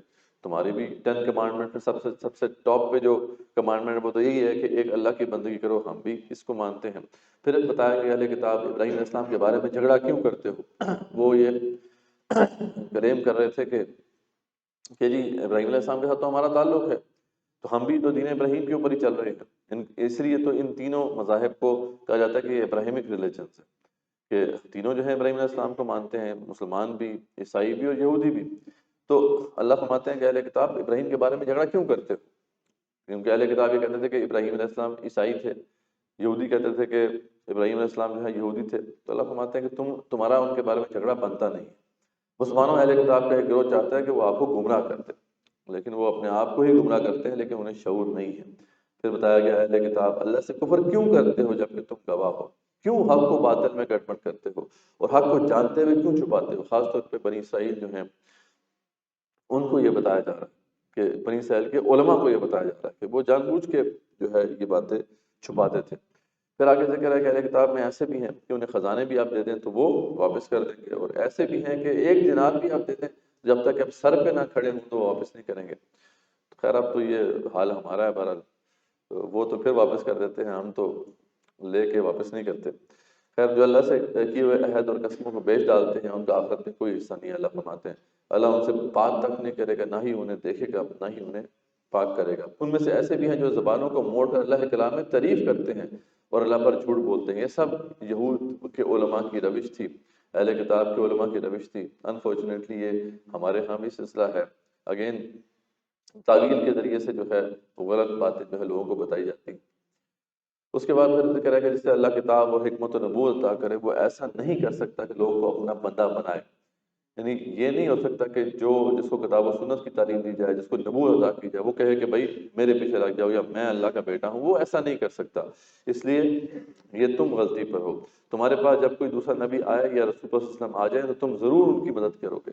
یعنی یہ تو اللہ تعالیٰ نے فرما دیا تھا تمام انبیاء رسول اللہ علیہ وسلم سے کہ یہ ایک بڑا عہد دیا تھا اللہ تعالیٰ نے بڑے بڑے انبیاء اور رسول علیہ السلام سے کہ اگر تمہارے زمانے میں رسول اکرم صلی اللہ علیہ وسلم آ گئے تو تمہارے لیے لازمی ہوگا کہ تم پھر ان کی اتباع کرو گے اور ان کو سپورٹ کرو گے۔ اور یہ اس لیے یہاں پہ بتایا جا رہا ہے کہ کیونکہ رسول اکرم صلی اللہ علیہ وسلم تو اب آ گئے تھے ان کے درمیان، تو اس لیے بتایا جا رہا ہے کہ دیکھو اگر عیسیٰ علیہ السلام بھی اگر ابھی آ جائیں تو وہ رسول اکرم صلی اللہ علیہ وسلم کو ہی فالو کریں گے۔ اور ہم جانتے ہیں کہ عیسیٰ علیہ السلام نے دوبارہ آنا ہے، اور جب وہ دوبارہ واپس آئیں گے تو وہ اپنی شریعت پیش نہیں کریں گے، بلکہ وہ اس وقت جو امام المہدی ہوں گے جو کہ شریعت محمدی صلی اللہ علیہ وسلم پر ہوں گے وہ انہی کو فالو کریں گے۔ تو یہ عہد جو ہے تمام انبیاء علیہ السلام سے اللہ تعالیٰ نے لیا تھا، اس کا ذکر ہے یہاں پر تاکہ ان کو دعوت دی جا سکے۔ کیا وہ اللہ کے دین کے علاوہ کوئی اور دین چاہتے ہیں؟ اب یہاں پر اللہ تعالیٰ جوڑتے ہوئے فرما رہے ہیں کہ دیکھو اب اللہ کا دین جب آ گیا تو اب اور کیا کون سا دین ہے جو یہ چاہتے ہیں؟ تو کہ ساری کائنات جو ہے اسی کے دین پہ چل رہی ہے۔ آپ کہتے ہیں کہ ہم اپنے اور اپنے اوپر نازل ہونے والی کتاب اور سب سابقہ انبیاء اور رسول علیہ السلام پر نازل ہونے والی کتابوں پر ایمان لاتے ہیں۔ مسلمانوں کا تو معاملہ یہ ہے کہ ہم تو ڈینائی نہیں کر رہے کسی چیز کو، ٹھیک ہے، ہم تو کہہ رہے ہیں کہ وہ سب ان سب کو بھی ہم مانتے ہیں، ہم عیسیٰ علیہ السلام کو بھی مانتے ہیں، ہم موسیٰ علیہ السلام کو بھی مانتے ہیں، اس کے علاوہ بنی اسرائیل کے جتنے بھی انبیاء ہیں علیہ السلام جو اولڈ اور نیو ٹیسٹیمنٹس میں موجود ہیں ہم سب کو مانتے ہیں۔ اصل میں جو لوگ نہیں مان رہے رسول اکرم صلی اللہ علیہ وسلم کو وہ اصل میں ڈینائی کر رہے ہیں نا، ہم تو کسی کو بھی ڈینائی نہیں کر رہے۔ تو اس لیے اللہ فرما رہے ہیں کہ تم تو یہی پروکلیم کرو کہ ہم تو تمام کو تسلیم کرتے ہیں کہ وہ اللہ کے پیغمبر تھے، اسلام کے سوا کوئی اور دین آپ قابل قبول نہیں ہوگا۔ خاص طور پہ یہ ایک بہت بڑا فتنہ ہے آج کے زمانے کا، ریلیجس پلورلزم کا فتنہ، کہ جی تمام مذاہب بھی ٹھیک ہیں۔ اصل میں ایسی بات نہیں ہے، ہم تو یہ کہتے ہیں کہ بھئی حق تو ایک ہی ہوتا ہے، ایسا نہیں ہو سکتا کہ حق سارے ہی ہیں، ٹھیک ہے، حق ایک ہی ہوگا اور حق وہی ہے کہ جس کی دلیل بھی موجود ہے۔ بغیر دلیل کے ہم کسی بات کو اگر تسلیم کرنا شروع کر دیں تو پھر تو ظاہر بات ہے کہ دنیا چل ہی نہیں سکتی ہے۔ ہم دلیل کے ساتھ ہی مانتے ہیں، ورنہ کسی بھی بات کو بغیر دلیل کے اگر ہم ماننا شروع کر دیں تو پھر تو متس کے اوپر ہم چلنا شروع کر دیں گے، پھر ریئلٹی کو چھوڑ دیں گے۔ تو اس لیے دین حق پر ایک ہی ہے اور وہ اسلام ہے، اور یہ اسلام کا دعویٰ نہیں ہے خالی، بلکہ اسلام اس کے حوالے سے دلائل پیش کرتا ہے۔ ہاں اور اسلام نہ صرف یہ کہ دلائل پیش کرتا ہے بلکہ دیگر ادیان کے جو ماننے والے ہیں ان کو چیلنج کرتا ہے۔ قُلْ ہَاتُوا بُرْہَانَکُمْ إِن كُنتُمْ صَادِقِينَ، اگر تم سچے ہو تو دلیل پیش کرو، ٹھیک ہے۔ تو آپ کو تو پتہ ہے نا وہ کیا دلیل ہے ہمارے پاس، کس کس کو پتہ ہے کہ کیا دلیل ہے؟ ہاں جی کیا دلیل ہے؟ پیچھے سے کوئی بتائے کیا دلیل ہے جی آپ کے برحق ہونے کی؟ یہ تو وہی والی بات ہوگی نا، وہ ایک زمانے میں یہاں پہ نا پشاور سائڈ پہ بڑے انگریز آیا کرتے تھے، ٹھیک ہے، تھوڑا لطیفہ بھی ہو جائے نا، تھوڑا لوگ جاگ جائیں تھوڑا، تو وہ کافی انگریز آیا کرتے تھے۔ ایک دن خان صاحب کو بڑا غصہ چڑھا، وہ جوش میں آئے، انہوں نے ایک گورے کو نیچے لٹایا، انہوں نے کہا بڑا کوچا کلمہ پڑھو، تو گورا پریشان ہو گیا، اس نے کہا اچھا خان صاحب چڑھے پڑھا دو کہتا ہے وہ مڑا وہ تو ہم کو بھی تو نہیں آتی ہے، تو آپ کیا کرے گا؟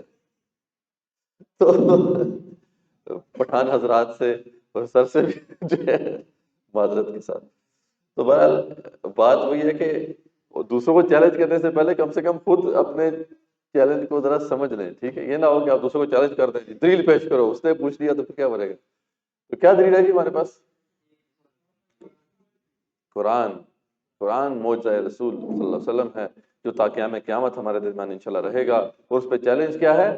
اگر تمہیں اس پہ شک ہے تو ایک سورت بنا کے لے ختم، آپ نے یہ کام کرنا ہے، باقی کام آپ کو کرنے کی ضرورت آپ کا کام ہے نہیں، ٹھیک ہے، باقی بس اب اتنا ہی بتا دیں کہ آپ دیکھو کہ باقی اس جیسی صورت بنا کے کوئی لایا ہے یا نہیں لایا، اس کو آپ چیلنج کر سکتے ہیں، اس کے پاس کوئی دلیل نہیں ہے۔ تو یہود جانتے ہیں، جانتے ہوئے بھی کفر کرتے ہیں، اس لیے انہیں اللہ ہدایت نہیں دے گا، اللہ فرماتے ہیں ان پر اللہ تعالیٰ کی اب جو ہے اللہ تعالیٰ کا غضب جو ہے وہ بڑھتا رہے گا۔ اس کے بعد پھر اللہ فرماتے ہیں کہ جاننے کے باوجود جنہوں نے کفر کیا اور جو کفر بڑھتے چلے کہ ہرگز ان کی توبہ آپ قبول نہیں کی جائے گی، تم نیکی کو نہیں پا سکتے جب تک کہ وہ نہ کھپاؤ، نہ سیکریفائس کرو جو تمہیں زیادہ محبوب ہے، وہی لن تنالوا البر حتی تنفقوا مما تحبون۔ یہ کیوں بتایا جا رہا ہے، بنی اسرائیل کو کیوں بتایا جا رہا ہے، کوئی گیس کرے گا؟ ہاں جی، کوئی بنی اسرائیل کو یہ کیوں کہا جا رہا ہے؟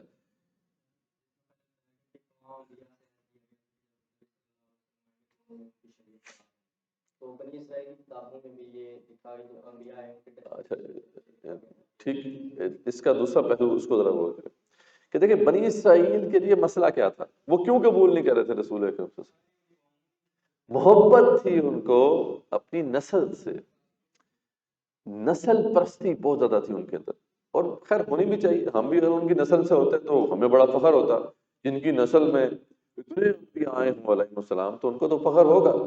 تو وہ محبت جو تھی ان کی اپنی نسل سے وہ آڑے آ گئی تھی، بس اس لیے اللہ ہمارے اب یہودیوں کو سمجھا رہے ہیں کہ دیکھو لن تنالوا البر حتی تنفقوا مما تحبون، یہ تمہیں محبوب تو ہے لیکن تمہیں اس کو سیکریفائس کرنا پڑے گا جب بھی کوئی چیز، اور یہ پھر اصول بیان کر دیا اللہ نے، اتنا بڑا اصول ہے یہ کہ جس کو مطلب اگر ہم نہیں سمجھیں گے واقعی ہم نیکی نہیں کر سکتے، نیکی کی طرف آگے بڑھ ہی نہیں سکتے، دین کی طرف آگے پیش رفت نہیں کر سکتے۔ آج ہمیں کیا محبوب ہے؟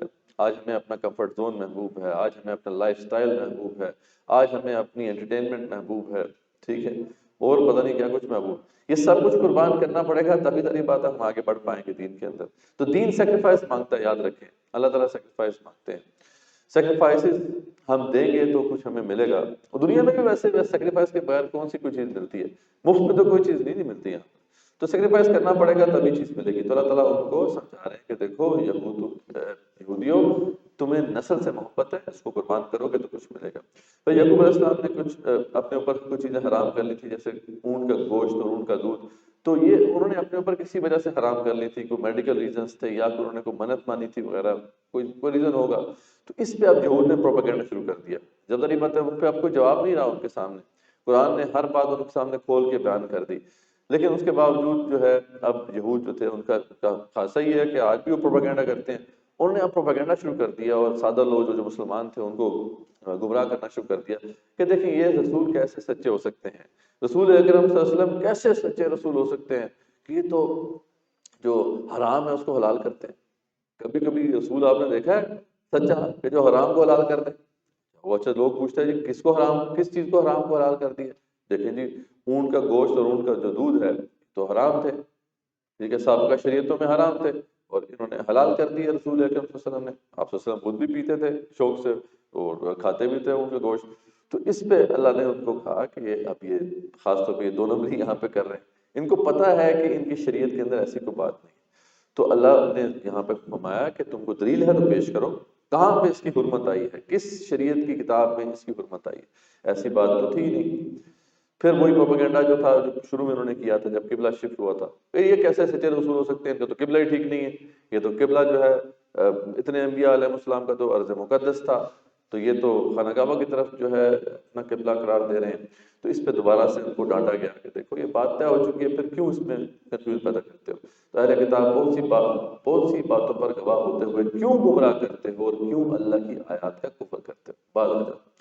اس کے بعد پھر اب آیت نمبر 100 کے بعد اب اہل ایمان سے خطاب شروع ہو جاتا ہے، 100 سے لے کے 120 تک کی یہ جو یہ مقام ہے، یہ وہی ابتدائیہ ہے اس خطبے کا جو کہ پھر غزوہ احد کے بعد نازل ہوا، اس میں اللہ فرماتے ہیں ایمان والو اہل کتاب کے پیچھے لگو گے تو وہ تمہیں مرتد بنا دیں گے، اس لیے ان کی باتوں میں نہ ہو۔ اب یہ پروپیگنڈا کر رہے تھے، اس طرح کی الٹی سیدھی باتیں وہ لے کے آتے تھے، تو اللہ تعالیٰ سمجھاتا، آج بھی الٹی سیدھی باتیں لے کے آتے ہیں۔ آج آپ دیکھیں انٹرنیٹ بڑا پڑا ہے، الٹی سیدھی باتیں، کبھی حضرت عائشہ صدیقہ کی ایج کے اوپر سوال اٹھا لیتے ہیں کہ یہ کم عمری میں شادی کیسے ہو گئی، کبھی وہ کہتے ہیں یہ جو غلام باندیاں ہیں یہ تصور کیسے اسلام کے اندر آ گیا، تو وہ تو طرح طرح کی باتیں کرتے رہیں گے۔ آپ کو اپنے آپ کو اکوپ کرنا ہے کہ آپ ان کے جوابات جانتے ہوں۔ نہ صرف آپ نے خود بھی اکوپ کرنا ہے، اپنے آپ کو اکوپ کرنا ہے، اپنے بھائیوں کو، اپنے گھر والوں کو اکوپ کرنا ہے، تاکہ وہ اس پروپیگنڈے کا مقابلہ کر سکیں۔ آج صرف نظر نہیں کیا جا سکتا، آج آسٹرچ اپروچ نہیں اپنائی جا سکتی، ٹھیک ہے؟ وہ آسٹرچ اپروچ پتہ ہے نا آپ کو کیا ہوتی ہے؟ وہ طوفان آتا ہے تو وہ سر نیچے کر لیتا ہے، ریت کے نیچے کر لیتا ہے، تو ایسے نہیں چل سکتا، کیونکہ ہم جس جگہ پہ ایگزسٹ کرتے ہیں آج وہ گلوبل ولیج ہے۔ ہم اپنے جسم کے اعتبار سے، باڈی کے اعتبار سے، چاہے کہیں پر ہوں، بنگلہ دیش میں ہوں، پاکستان میں ہوں، مینٹلی ہم گلوبل ولیج میں ایگزسٹ کرتے ہیں، ہم بھی اور ہمارے بچے بھی، اب ہر جگہ آپ دیکھیں گے وہ گلوبل ولیج میں ایگزسٹ کرتے ہیں، اور وہاں ان تمام نظریات موجود ہیں۔ اس لیے جب تک ہم اکوپ نہیں کریں گے اپنے آپ کو اور باقیوں کو، تو ہم اس پروپیگنڈے سے نہیں بچ سکتے۔ اللہ تعالیٰ فرماتے ہیں کہ اللہ تعالیٰ جو امت مسلمہ کو وصیت کرتے ہیں کہ اللہ کی نافرمانی سے بچو، جیسا اللہ کی نافرمانی سے بچو جیسا کہ اس سے بچنے کا حق ہے، یعنی تقویٰ اختیار کرو جیسا تقویٰ اختیار کرنے کا حق ہے، اور ہرگز تمہیں موت نہ آئے مگر اس حالت میں کہ تم مسلمان ہو۔ وہی والی بات جو ہم نے لاسٹ ٹائم پڑھی تھی کہ حضرت یعقوب علیہ السلام نے بھی یہ کیا تھا، حضرت ابراہیم علیہ السلام نے بھی یہی کیا تھا کہ جب ان کی موت کے وقت قریب آیا تو اپنے تمام بچوں کو بلایا، اور آخری وصیت، آخری نصیحت کیا کی تھی؟ مرنا تو مسلمان ہی مرنا۔ اب اللہ ہمیں یہ انسٹرکشن دے رہے ہیں کہ مرنا ہے تو پھر مسلمان ہی مرنا ہے۔ تو اللہ کی رسی کو مل کر مضبوطی سے پکڑ رکھو اور تفرقے میں نہ پڑو، اور اللہ کی اس نعمت کو یاد رکھنا کہ تم ایک دوسرے کے دشمن تھے اور اس نے تمہارے دلوں میں الفت پیدا کر دی۔ خاص طور پہ صحابہ کرام کو اللہ فرما رہے ہیں کہ دیکھو تم تو ایک دوسرے کے دشمن تھے، خاص طور پہ اوس و خزرج جو انصار تھے، وہ تو اوس و خزرج کے دو بڑے قبائل میں تقسیم شدہ تھے، اور آپس میں ان کی جنگ بواس جو تھی وہ کئی سالوں سے چل رہی تھی۔ تو اللہ نے یاد کروایا کہ دیکھو ہم نے تمہارے درمیان الفت پیدا کی اور تم اس کی نعمت سے بھائی بھائی بن گئے، تو تم تو آ کے گھڑے کے کنارے پہنچ چکے تھے، بس اللہ نے تمہیں اس سے بچا لیا۔ تو اے ایمان والو، اہل کتاب کے پیچھے لگو گے تو وہ تمہیں مدد بنا دیں گے۔ اللہ تعالیٰ نے یہ اسی کانٹیکسٹ میں یہ ساری بات بیان کی ہے کہ اہل کتاب کے پیچھے نہ لگو، یہ دیکھو کہ اللہ نے تمہارے پر کتنا کرم کیا ہے اور اس کے اوپر آگے بڑھو۔ اہل کتاب کی طرح نہ ہو جانا جو تفرقوں میں بٹ گئے اور واضح دلائل اور معجزات دیکھنے کے بعد بھی انہوں نے آپس میں تفرقہ بازی کی۔ خیر، ہم نے اللہ کی ان انسٹرکشنز کو تو پس پش ڈال دیا ہے، آج ہم نے بھی اپنے فرقے بنا لیے ہیں۔ اور پھر بتا دیا کہ تمہاری حیثیت کیا ہے، تم تو بہترین امت ہو، ٹھیک، تم خیر امت اخرجت للناس، تم لوگوں کے نفع کے لیے نکالے گئے ہو، اور تم نیکی کا حکم دیتے ہو، برائی سے روکتے ہو، اور اللہ پر ایمان رکھتے ہو۔ اہل کتاب تمہیں نقصان نہیں پہنچا سکتے، تم ان کی پرواہ نہ کرو، اپنا کام جاری رکھو، اگر تم سے لڑائی ہو تو وہ پیٹ پھیر کر بھاگ جائیں گے۔ یعنی اہل کتاب تمہارے سامنے کبھی بھی نہیں آ سکیں، خاص طور پہ یہود جو ہے تمہیں کبھی بھی جو ہے کنفرنٹ نہیں کریں گے سامنے سے۔ یہ تو یا تو کسی طرح اللہ کی طرف سے کوئی پروٹیکشن ہو یا لوگوں کی طرف سے کوئی سہارا مل جائے، تب یہ تمہارے ساتھ مقابلہ کریں گے۔ جیسے آج یہود کا معاملہ ہے کہ انہوں نے امریکہ جو سپر پاور ہے اس کی سپورٹ رکھی ہوئی ہے، ورنہ ویسے مسلمانوں کا یہ مقابلہ نہیں کر سکتے، ان کے اندر لڑنے کا دم خم نہیں ہے۔ اللہ فرماتے ہیں یہ سارے اہل کتاب ایک جیسے نہیں ہیں، ان میں سے ایک گروہ مسلمان ہو کر حق پر قائم ہے، یہ وہ ہیں جو نیکی کا حکم دیتے ہیں، برائی سے روکتے ہیں، اور بھلائی کے کام میں جلدی کرتے ہیں۔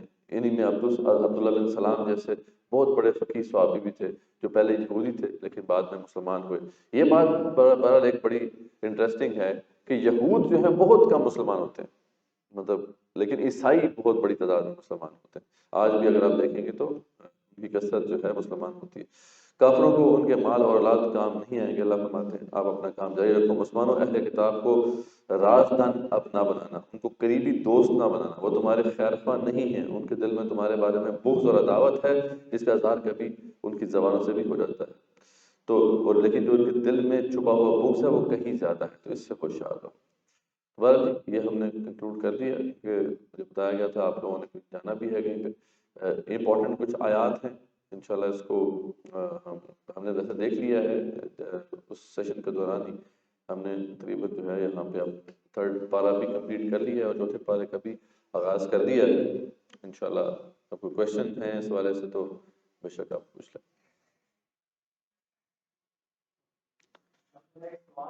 جی جی جی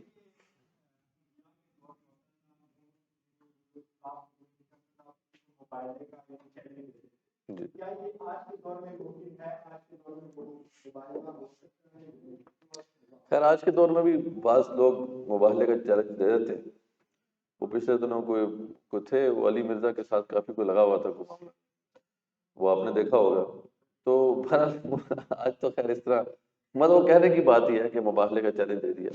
ویسے وہ تھے کیا نام تھا قاری ثناء اللہ امرتسری جو تھے, انہوں نے غلام محمد قادیانی کو مباہلے کا چیلنج دیا تھا, لیکن وہ بڑا انٹرسٹنگ چیلنج تھا. انہوں نے ویسے وہ چیلنج تھوڑا تبدیل کر دیا تھا, یعنی مباہلہ کا اس طرح نہیں چیلنج دیا تھا کہ تو میدان میں آ جا.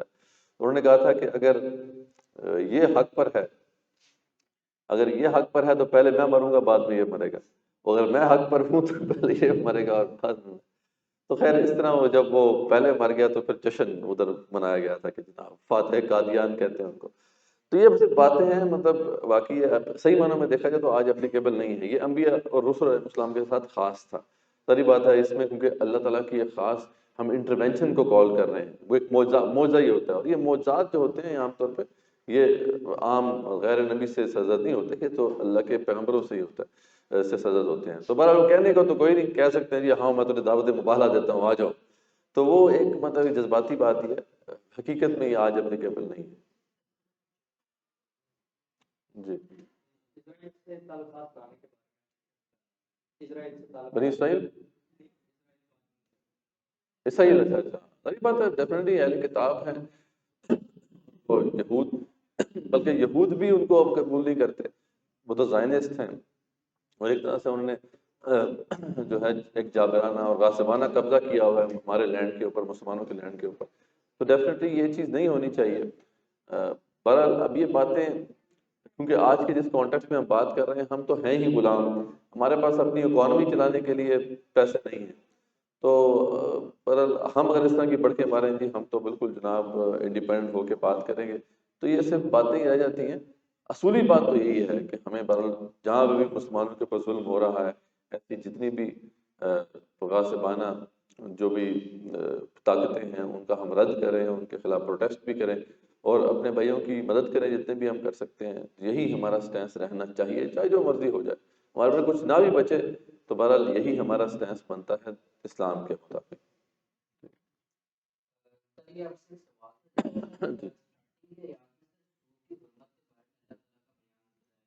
تو سر اس میں ایک چیز ہمیں کلیئر کی گئی کہ سود کی صرف بیسک ڈیفینیشن کیا ہے, جس کے مطابق کیا چیز اگر کون سا مال سود کے ذمے میں ہے. کیونکہ سر آج کل ہم دیکھ رہے ہیں کہ کرپٹو کرنسیز آ رہی ہیں, نئے نئے کاروبار کے طریقے آ رہے ہیں, تو سر اس کی وجہ سے ہم کافی بھام کا شکار ہیں کہ کیا چیز سود کے ذمے میں آئے گی اور کیا چیز حلال کے ذمے میں. لیکن اس پہ جب پوچھا گیا نا یہ سود کے بارے میں بتائیں تو اللہ تعالیٰ نے واضح طور پر فرما دیا کہ اللہ نے سود کو حرام قرار دیا ہے اور تجارت کو حلال قرار دیا. مطلب یہ کیونکہ اتنی نون بات ہے, اتنی سمجھ لیں کہ اتنی واضح بات ہے کہ اس کی وضاحت کرنے کی ضرورت نہیں ہے. اصل شروع سے لے کے اور جب سے انسانیت ہے اور جب تک ہوگی, سود بہرحال وہی ہے جو بڑا واضح طور پہ اس کی ڈیفینیشن ہے کہ بھئی کسی کے پاس اگر کوئی پیسے ہیں تو وہ اس پیسے کے اوپر پیسہ لے رہا ہے, اس میں کوئی ایفرٹ شامل نہیں ہے. جبکہ تجارت میں کیا ہوتا ہے کہ آپ پیسہ بھی لگاتے ہیں اور ایفرٹ بھی دیتے ہیں, اور اس میں پھر اگر دو لوگوں نے مل کے جو ہے پیسے لگائے ہیں, دو لوگوں نے مل کے ایفرٹ کی ہے تو اسے مشارکہ کہتے ہیں. اگر ایک بندے کی ایفرٹ ہے اور دوسرے کے پیسے ہیں تو اس کو مضاربہ کہتے ہیں. لیکن مضاربہ میں بھی یہ ہوتا ہے کہ جس کی ایفرٹ لگی ہوئی ہے اس کو پروٹیکشن حاصل ہوتی ہے. وہ لاس اگر ہوگا تو پھر وہی بیئر کرے گا کہ جس کے پیسے ہیں. ہاں پروفٹ کے اندر جو ہے وہ آپ کے ساتھ شیئر ہولڈر ہوگا. تو یہ بڑا سادہ سا اصول تھا, ہمیشہ سے رہا, لیکن انفارچونیٹلی اس کو خاص طور جان بوجھ کے جو ہے گمبھیر کیا جا رہا ہے. رہی بات آج جس کمپلیکس ورلڈ میں ہم رہ رہے ہیں, وہ آپ کی بات درست ہے کہ آج کا جو کمپلیکس ورلڈ ہے اور جس میں ٹرانزیکشن بڑی کمپلیکس ہو چکی ہیں, تو اس کے مطابق ہمیں پھر اب جو ہے اسیسمنٹ کرنی چاہیے. لیکن انٹرسٹ ابھی بھی بڑا بڑا کلیئر ہے. ہاں اصل معاملہ وہاں پہ آتا ہے جیسے کہ وہ ہم نے ذکر کیا نا عمر بن خطاب کے اس قول کا کہ اس سے مشابہ صورتیں کون کون سی ہیں. یعنی سود اٹ سب تو کلیئر ہے, لیکن سودی ٹرانزیکشن سے ملتی جلتی کون سی ٹرانزیکشن ہو سکتی ہیں. یہ ایک کام ایسا ہے کہ جو پھر ہمارے اسکالرس کو کرنا چاہیے تھا. اس پہ کام کچھ کیا بھی گیا, لیکن یہ ہے کہ انفارچونیٹلی وہ ڈیریل ہو گیا. یعنی شروع میں جو اس پہ کام کیا گیا تھا وہ اسی پرنسپل کو مد نظر رکھ کے کیا گیا تھا کہ ہم نے قرآن و سنت کے اصولوں کے مطابق چلنا ہے. لیکن بعد میں ایک وہی بات کمپرومائز ہو جاتا ہے نا, وہ کہتے ہیں جی یہ جو بالکل پیور اسلامک ماڈل ہے تو اب قائم ہی نہیں ہو سکتا. تو اس طرح ہم ایسا کرتے ہیں کہ ایک ایسا ماڈل لے کے آتے ہیں کہ جو تھوڑا سا اس کو چلا کے ہم کچھ دیر جو ہے آگے جا کے پھر اس کو پیور اسلامک ماڈل بنا دیں گے. تو شروع میں ہے ہیلوں کے ذریعے سے، تعویل کے ذریعے سے انہی انسٹرومنٹس کو جو ہے ایک طرح سے اسلامی شکل میں ڈال دیا گیا، جو کہ بہت بڑا ظلم ہوا ہے، جس کی وجہ سے پھر اسلامی بینکنگ بھی سامنے آئی. تو باقی جو کرپٹو کرنسی کی آپ نے بات کی، بہرحال یہ ساری کرنسی کی بحث ہے، یہ سود سے اس کا لنک اس طریقے سے نہیں ہے. یہ اٹ سیلف ایک بحث ہے کہ کرنسی کیا ہونی چاہیے، what is the concept of money. Islamic concept of money جو ہے بہرحال وہ بھی ڈفرینٹ ڈیٹیل ٹاپک ہے، موقع ملا تو اس پہ بات کریں گے. تو لیکن ان پرنسپل آپ کی بات درست ہے کہ ہم جو مسلمان ان پرابلمس کو دیکھتے ہیں فرام دا اسلامک پرسپیکٹو، ہمیں پاس نالج نہیں ہوتا. ہم جب ان پرابلمس کو دیکھتے ہیں تو ہم اس کمپلیکس ورلڈ کو اتنا سمجھتے ہی نہیں ہیں. بہت کم لوگ ہیں کہ جو اس پہ بات کرنے والے ہیں اور ساتھ ان کو پتہ بھی ہے کہ اس وقت ماڈرن اکانومی کے کیا مسائل ہیں.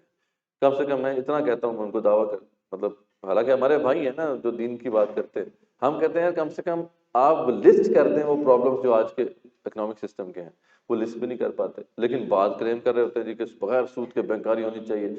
تو ہمیں پریکٹیکل ماڈل جب تک ہم نہیں بنائیں گے، پریکٹیکل امپلیمنٹیبل ماڈل ہم جب تک نہیں دیں گے، اس وقت تک ہماری بات کی کوئی حیثیت نہیں ہے. بس باتیں کرتے ہیں، وہی سسٹم پرویل کرے گا جو کہ چاہے. تو یہ بات آپ کی ضرور اچھی تھی. ایک پہلے بول دیا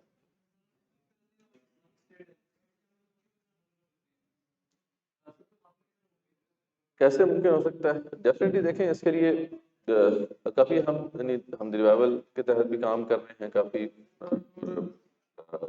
اور اکانومسٹ جو ہیں، جو مسلم اکانومسٹ ہیں، ان کے ساتھ کام کر رہے ہیں.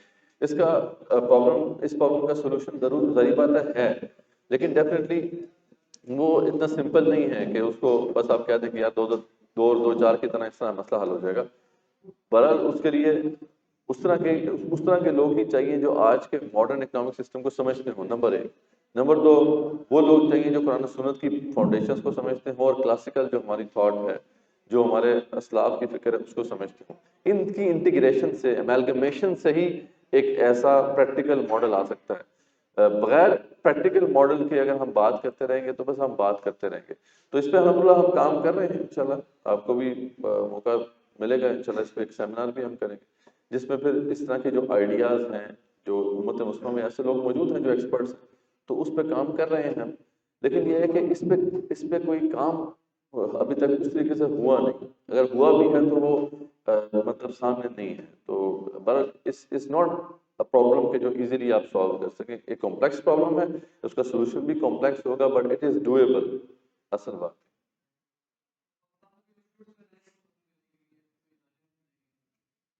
جی ادارے ہیں، جیسے اب گورنمنٹ کا ادارہ ہے، پائڈ ہے، Pakistan institute of development economics. وہ کافی ان کے ہاں ایک اسلامک ونگ بھی ہے جو اس پہ کام کرتا رہتا ہے. لیکن وہی بات ہے نا کہ ہمارے ہاں انفارچونیٹلی ادارے تو ہیں، لیکن ان کی آؤٹ پٹ اس طریقے سے نہیں ہے. مطلب اس طریقے سے وہ ایک کوالٹی کا کام کر نہیں پاتے، جس کی وجہ سے ہم سفر کرتے ہیں.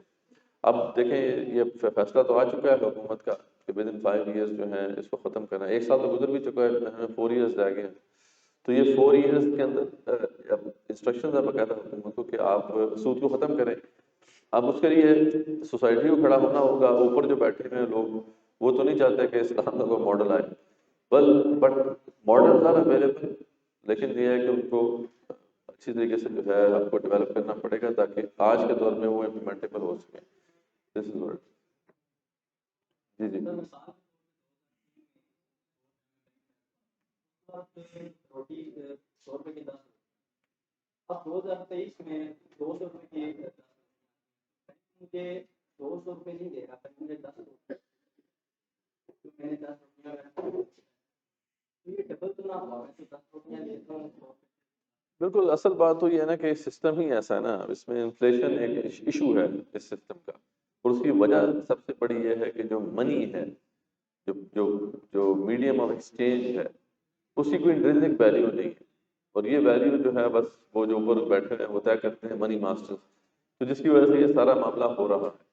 تو اس لیے اس کو جسٹیفائی تو نہیں کیا جا سکتا، لیکن یہ ایک ضروری ایک فیکٹ تو ہے کہ آپ کو انٹرنسک ویلیو نہیں ہے. فار ایگزامپل پہلے اگر گولڈ ہوتی تھی انٹرنسک ویلیو، تو گولڈ کی ویلیو آپ دیکھیں وہی رہے گی. وہ آج سے 1400 سال 1500 سال پہلے بھی تھی، وہی تھی، اور آج بھی وہی ہے.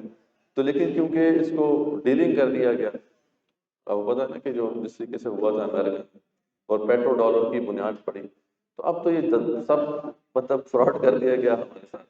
اب منی کی ویلیو وہی ہے جو وہ طے کرتے ہیں. اب دیکھیں اور وہ بھی کون طے کرتا ہے؟ یہ امریکن گورنمنٹ بھی نہیں طے کرتی ہے. وہ پتہ ہے فیڈرل ریزرو طے کرتا ہے جو کہ ایک پرائیویٹ اینٹی ہے اور وہ کن لوگوں کے ہاتھ میں ہے وہ ابھی آپ جانتے ہیں. تو بہرحال یہ ہے کہ یہ تو ایک بدماشی ہے ان کی جس کی وجہ سے یہ سارا نظام خراب ہو گیا ہے.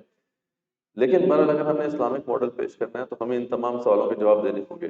What should be our exchange, مطلب وہ منی کیا ہوگی ہماری، ہمارا وہ جو اسٹور آف ویلیو کیا ہوگا، اس کو ہمیں بھی ایڈریس کرنا ہوگا. اگر آج باقی ہم وہ گولڈ کوائن تو نہیں لے کے آ سکتے، مطلب جس طرح کی ٹرانزیکشن ہیں کمپلیکس ٹرانزیکشن ہیں اور جس طریقے سے ہم اسے کرتے ہیں آن لائن بھی کر لیتے ہیں ویسے بھی بینک سے کارڈ. اب فار ایگزامپل ہم جیسے لوگ جو ہے سی اے کلیم کریں گے ہم تو دوبارہ سے 80 کے زمانے میں چلے جائیں کوائنس لے کے آ جائیں تو یہ illogical بات ہوگی، مطلب کوئی بات اس کو سنے گا نہیں. تو ہمیں برابر اسٹور آف ویلیو کے لیے ایک منی کی پوری تھیوری چاہیے جو کہ اویلیبل ہے، لیکن مطلب وہی بات ہے کہ اس کو ایک انٹیگریٹڈ فارم میں پیش کرنا پڑے گا. تو یہ پرابلمس ہیں، ان کے سولوشنز کیے جا سکتے ہیں لیکن ہم ذرا خود سست ہیں، سولوشن پہ کام نہیں کرتے. پھر بس کوئی پوچھتا ہے ہم سے تو کہتے ہیں پھر آیا غوری ہیں جی وہ جو تھے ہمارے رضوی صاحب، اللہ تعالیٰ ان کے جنت نصیب کرے. لیکن بہرحال جب مجھ سے پوچھا گیا کہ جی پاکستان کے مسائل کا حل ہم کیسے کریں گے، اکانومی کو کیسے فکس کریں گے، انہوں نے مطلب جو بات کی اب دیکھیں اتنی وہ ایلیجٹمیٹ تھی کہ مطلب اب اس کے بعد کون سنے گا ہماری بات. تو اس لیے سیریس ایفرٹ کرنی ہوگی اگر ہم واقعی کوئی پریکٹیکل امپلیمنٹیبل ماڈل دینا چاہتے ہیں. جزاکم اللہ خیر.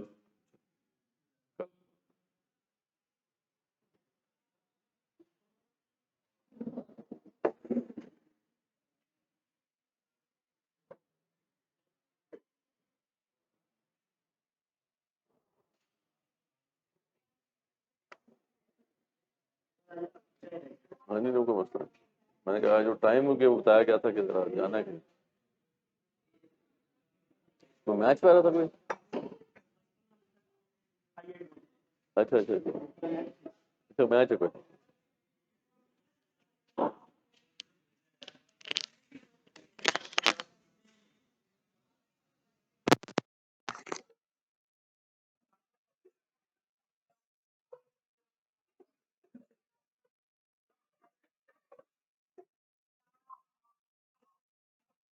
جی بالکل یہ سلائڈ جو ہے وہ نہیں وہ آپ کا گروپ بنا ہوا ہے یا تو گروپ بنا ہوا ہے کلاس کا واٹس ایپ پر تو وہ پھر سلائڈ سے چلا وہ شیئر کرتا ہوں. ٹھیک ہے ان شاء اللہ تو بالکل یہ شیئر ہو جائے گا.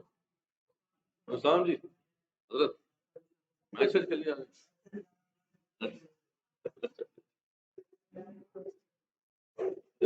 حسام جی جی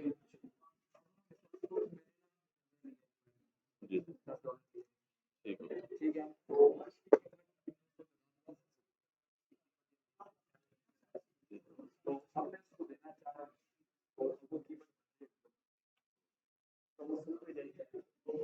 اب آپ پے کر رہے ہیں ظاہری بات ہے پے کرنے کے حوالے سے تو آپ کو آپ کے اوپر وبال نہیں ہوتا. ٹھیک ہے ہاں تو آپ کو نہیں دینی پڑے گی ظاہری بات اگر آپ دیں گے اسے پوچھ لیں ریکویسٹ کر لیں نہیں پھر یہ ہے کہ آپ کے اوپر وبال نہیں ہوگا آپ کو اپنا قرضہ اتار دینا چاہیے.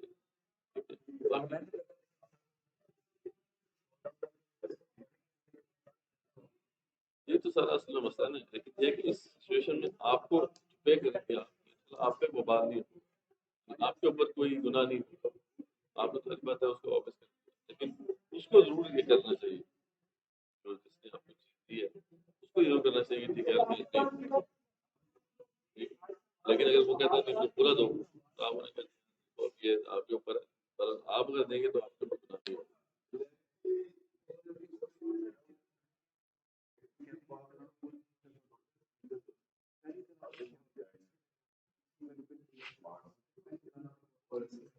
پہلی طلاق آپ دیتے ہیں نا 3 حیض یعنی 3 ایک حیض ایک مہینے کا تقریباً ہوتا ہے 3 حیض آپ ویٹ کریں گے. یہ صحیح طریقہ ہے یعنی اگر کوئی بندہ اس طریقے کو فالو نہیں کرتا تو پھر وہ گناہ گار ہے کبیرہ گناہ کر رہا ہے. بس تو اب 3 طلاق ہے کہ انہوں نے طلاق طلاق طلاق دے دیا تو وہ لیکن کبیرہ گناہ ہے، ہو جاتی ہے لیکن ہوتا ہے کبیرہ گناہ۔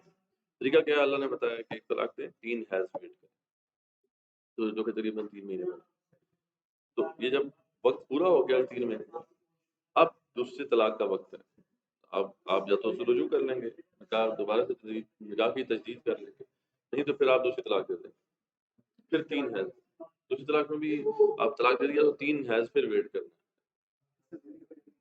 ضروری نہیں، ابھی بھی پہلی طلاق کے پیریڈ کے ختم ہونے کے بعد اگر آپ رجوع کرنا چاہتے ہیں تو صرف ایک کنڈیشن ہے کہ نکاح کو دوبارہ سے تجدید کرنی پڑے گی، مطلب دوبارہ نکاح کرنا پڑے گا، لیکن پاسبل ہے نکاح کر لیں گے کہ اس ڈیوریشن سے پہلے پہلے اگر آپ رجوع کر لیتے ہیں یعنی اپنی وائف سے رجوع کر لیتے ہیں تو پھر آپ کو نکاح کی تجدید کی ضرورت نہیں ہے، پھر دوسری طلاق کا وقت آ گیا، دوسری طلاق دے دی تو پھر 3 حیض ویٹ کرنا، پھر 3 حیض جب آپ ویٹ کریں گے تو اس ڈیوریشن کے اندر اندر آپ رجوع کر سکتے ہیں، مثلا ڈیوریشن کمپلیٹ ہوگی تو پھر نکاح کی تجدید کر کے رجوع ہو سکتے ہیں۔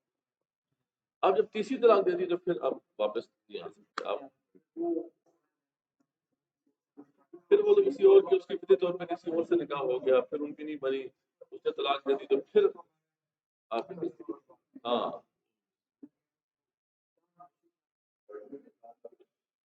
اب ظاہر بات ہے کہ اس میں طلاق کے الفاظ کا جو ادائیگی ہے نا وہ تو بہت امپورٹنٹ ہے، مطلب اس کے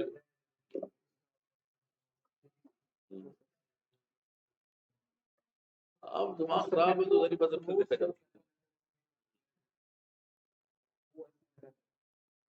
ظاہر بات ہے ایک بندہ دیوانہ ہے تو پھر تو اس پہ تو ایسے ہی دوسری کسی شریعت کا ہاں مکلف رائٹ پر کے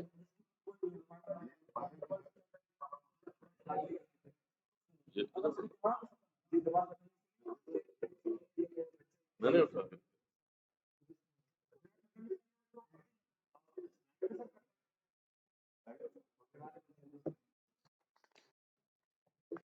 جی جی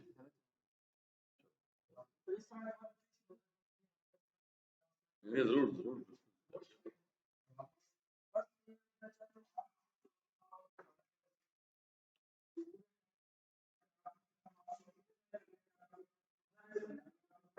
انشاءاللہ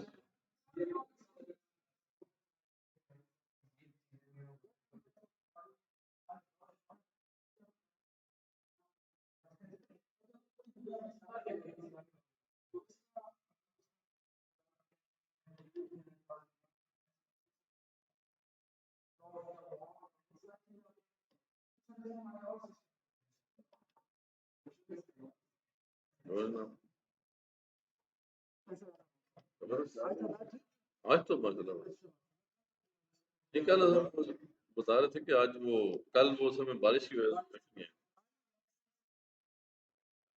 چلے جی چلے اچھا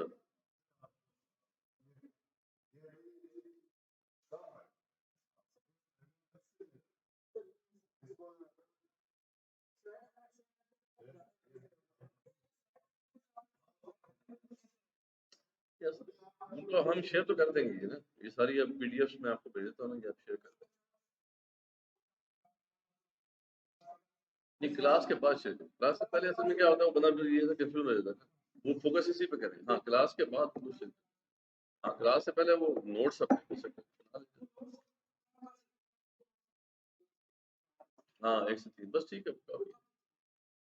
ابھی ہم دیکھیں نا یہ آج 3 پارہ جو ہے ہم نے ختم کر دیا، اب آگے آپ شیئر کریں 4 سے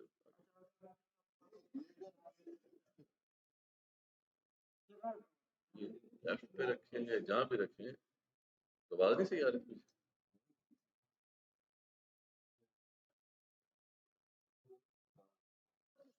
وہ ویو بہت ہے نا، لیکن آپ یہاں پہ جیسے بتاتا ہوں آپ کو یہ دیکھو نا یہ اب یہ وہ تو بلکہ بلاک کر رہا ہے اس کے ویو کو، یہ اس کے ویو ریکارڈنگ دیکھو ریکارڈنگ دکھاتی ہاں یہ بڑی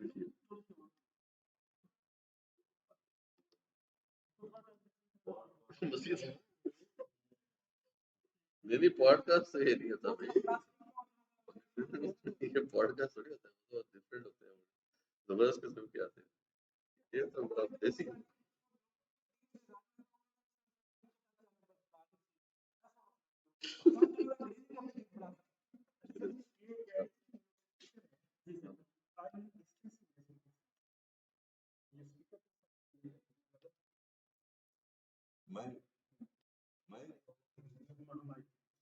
تو یہ تو کہہ رہے تھے گور گرین کو بولے جو اشارے کر رہے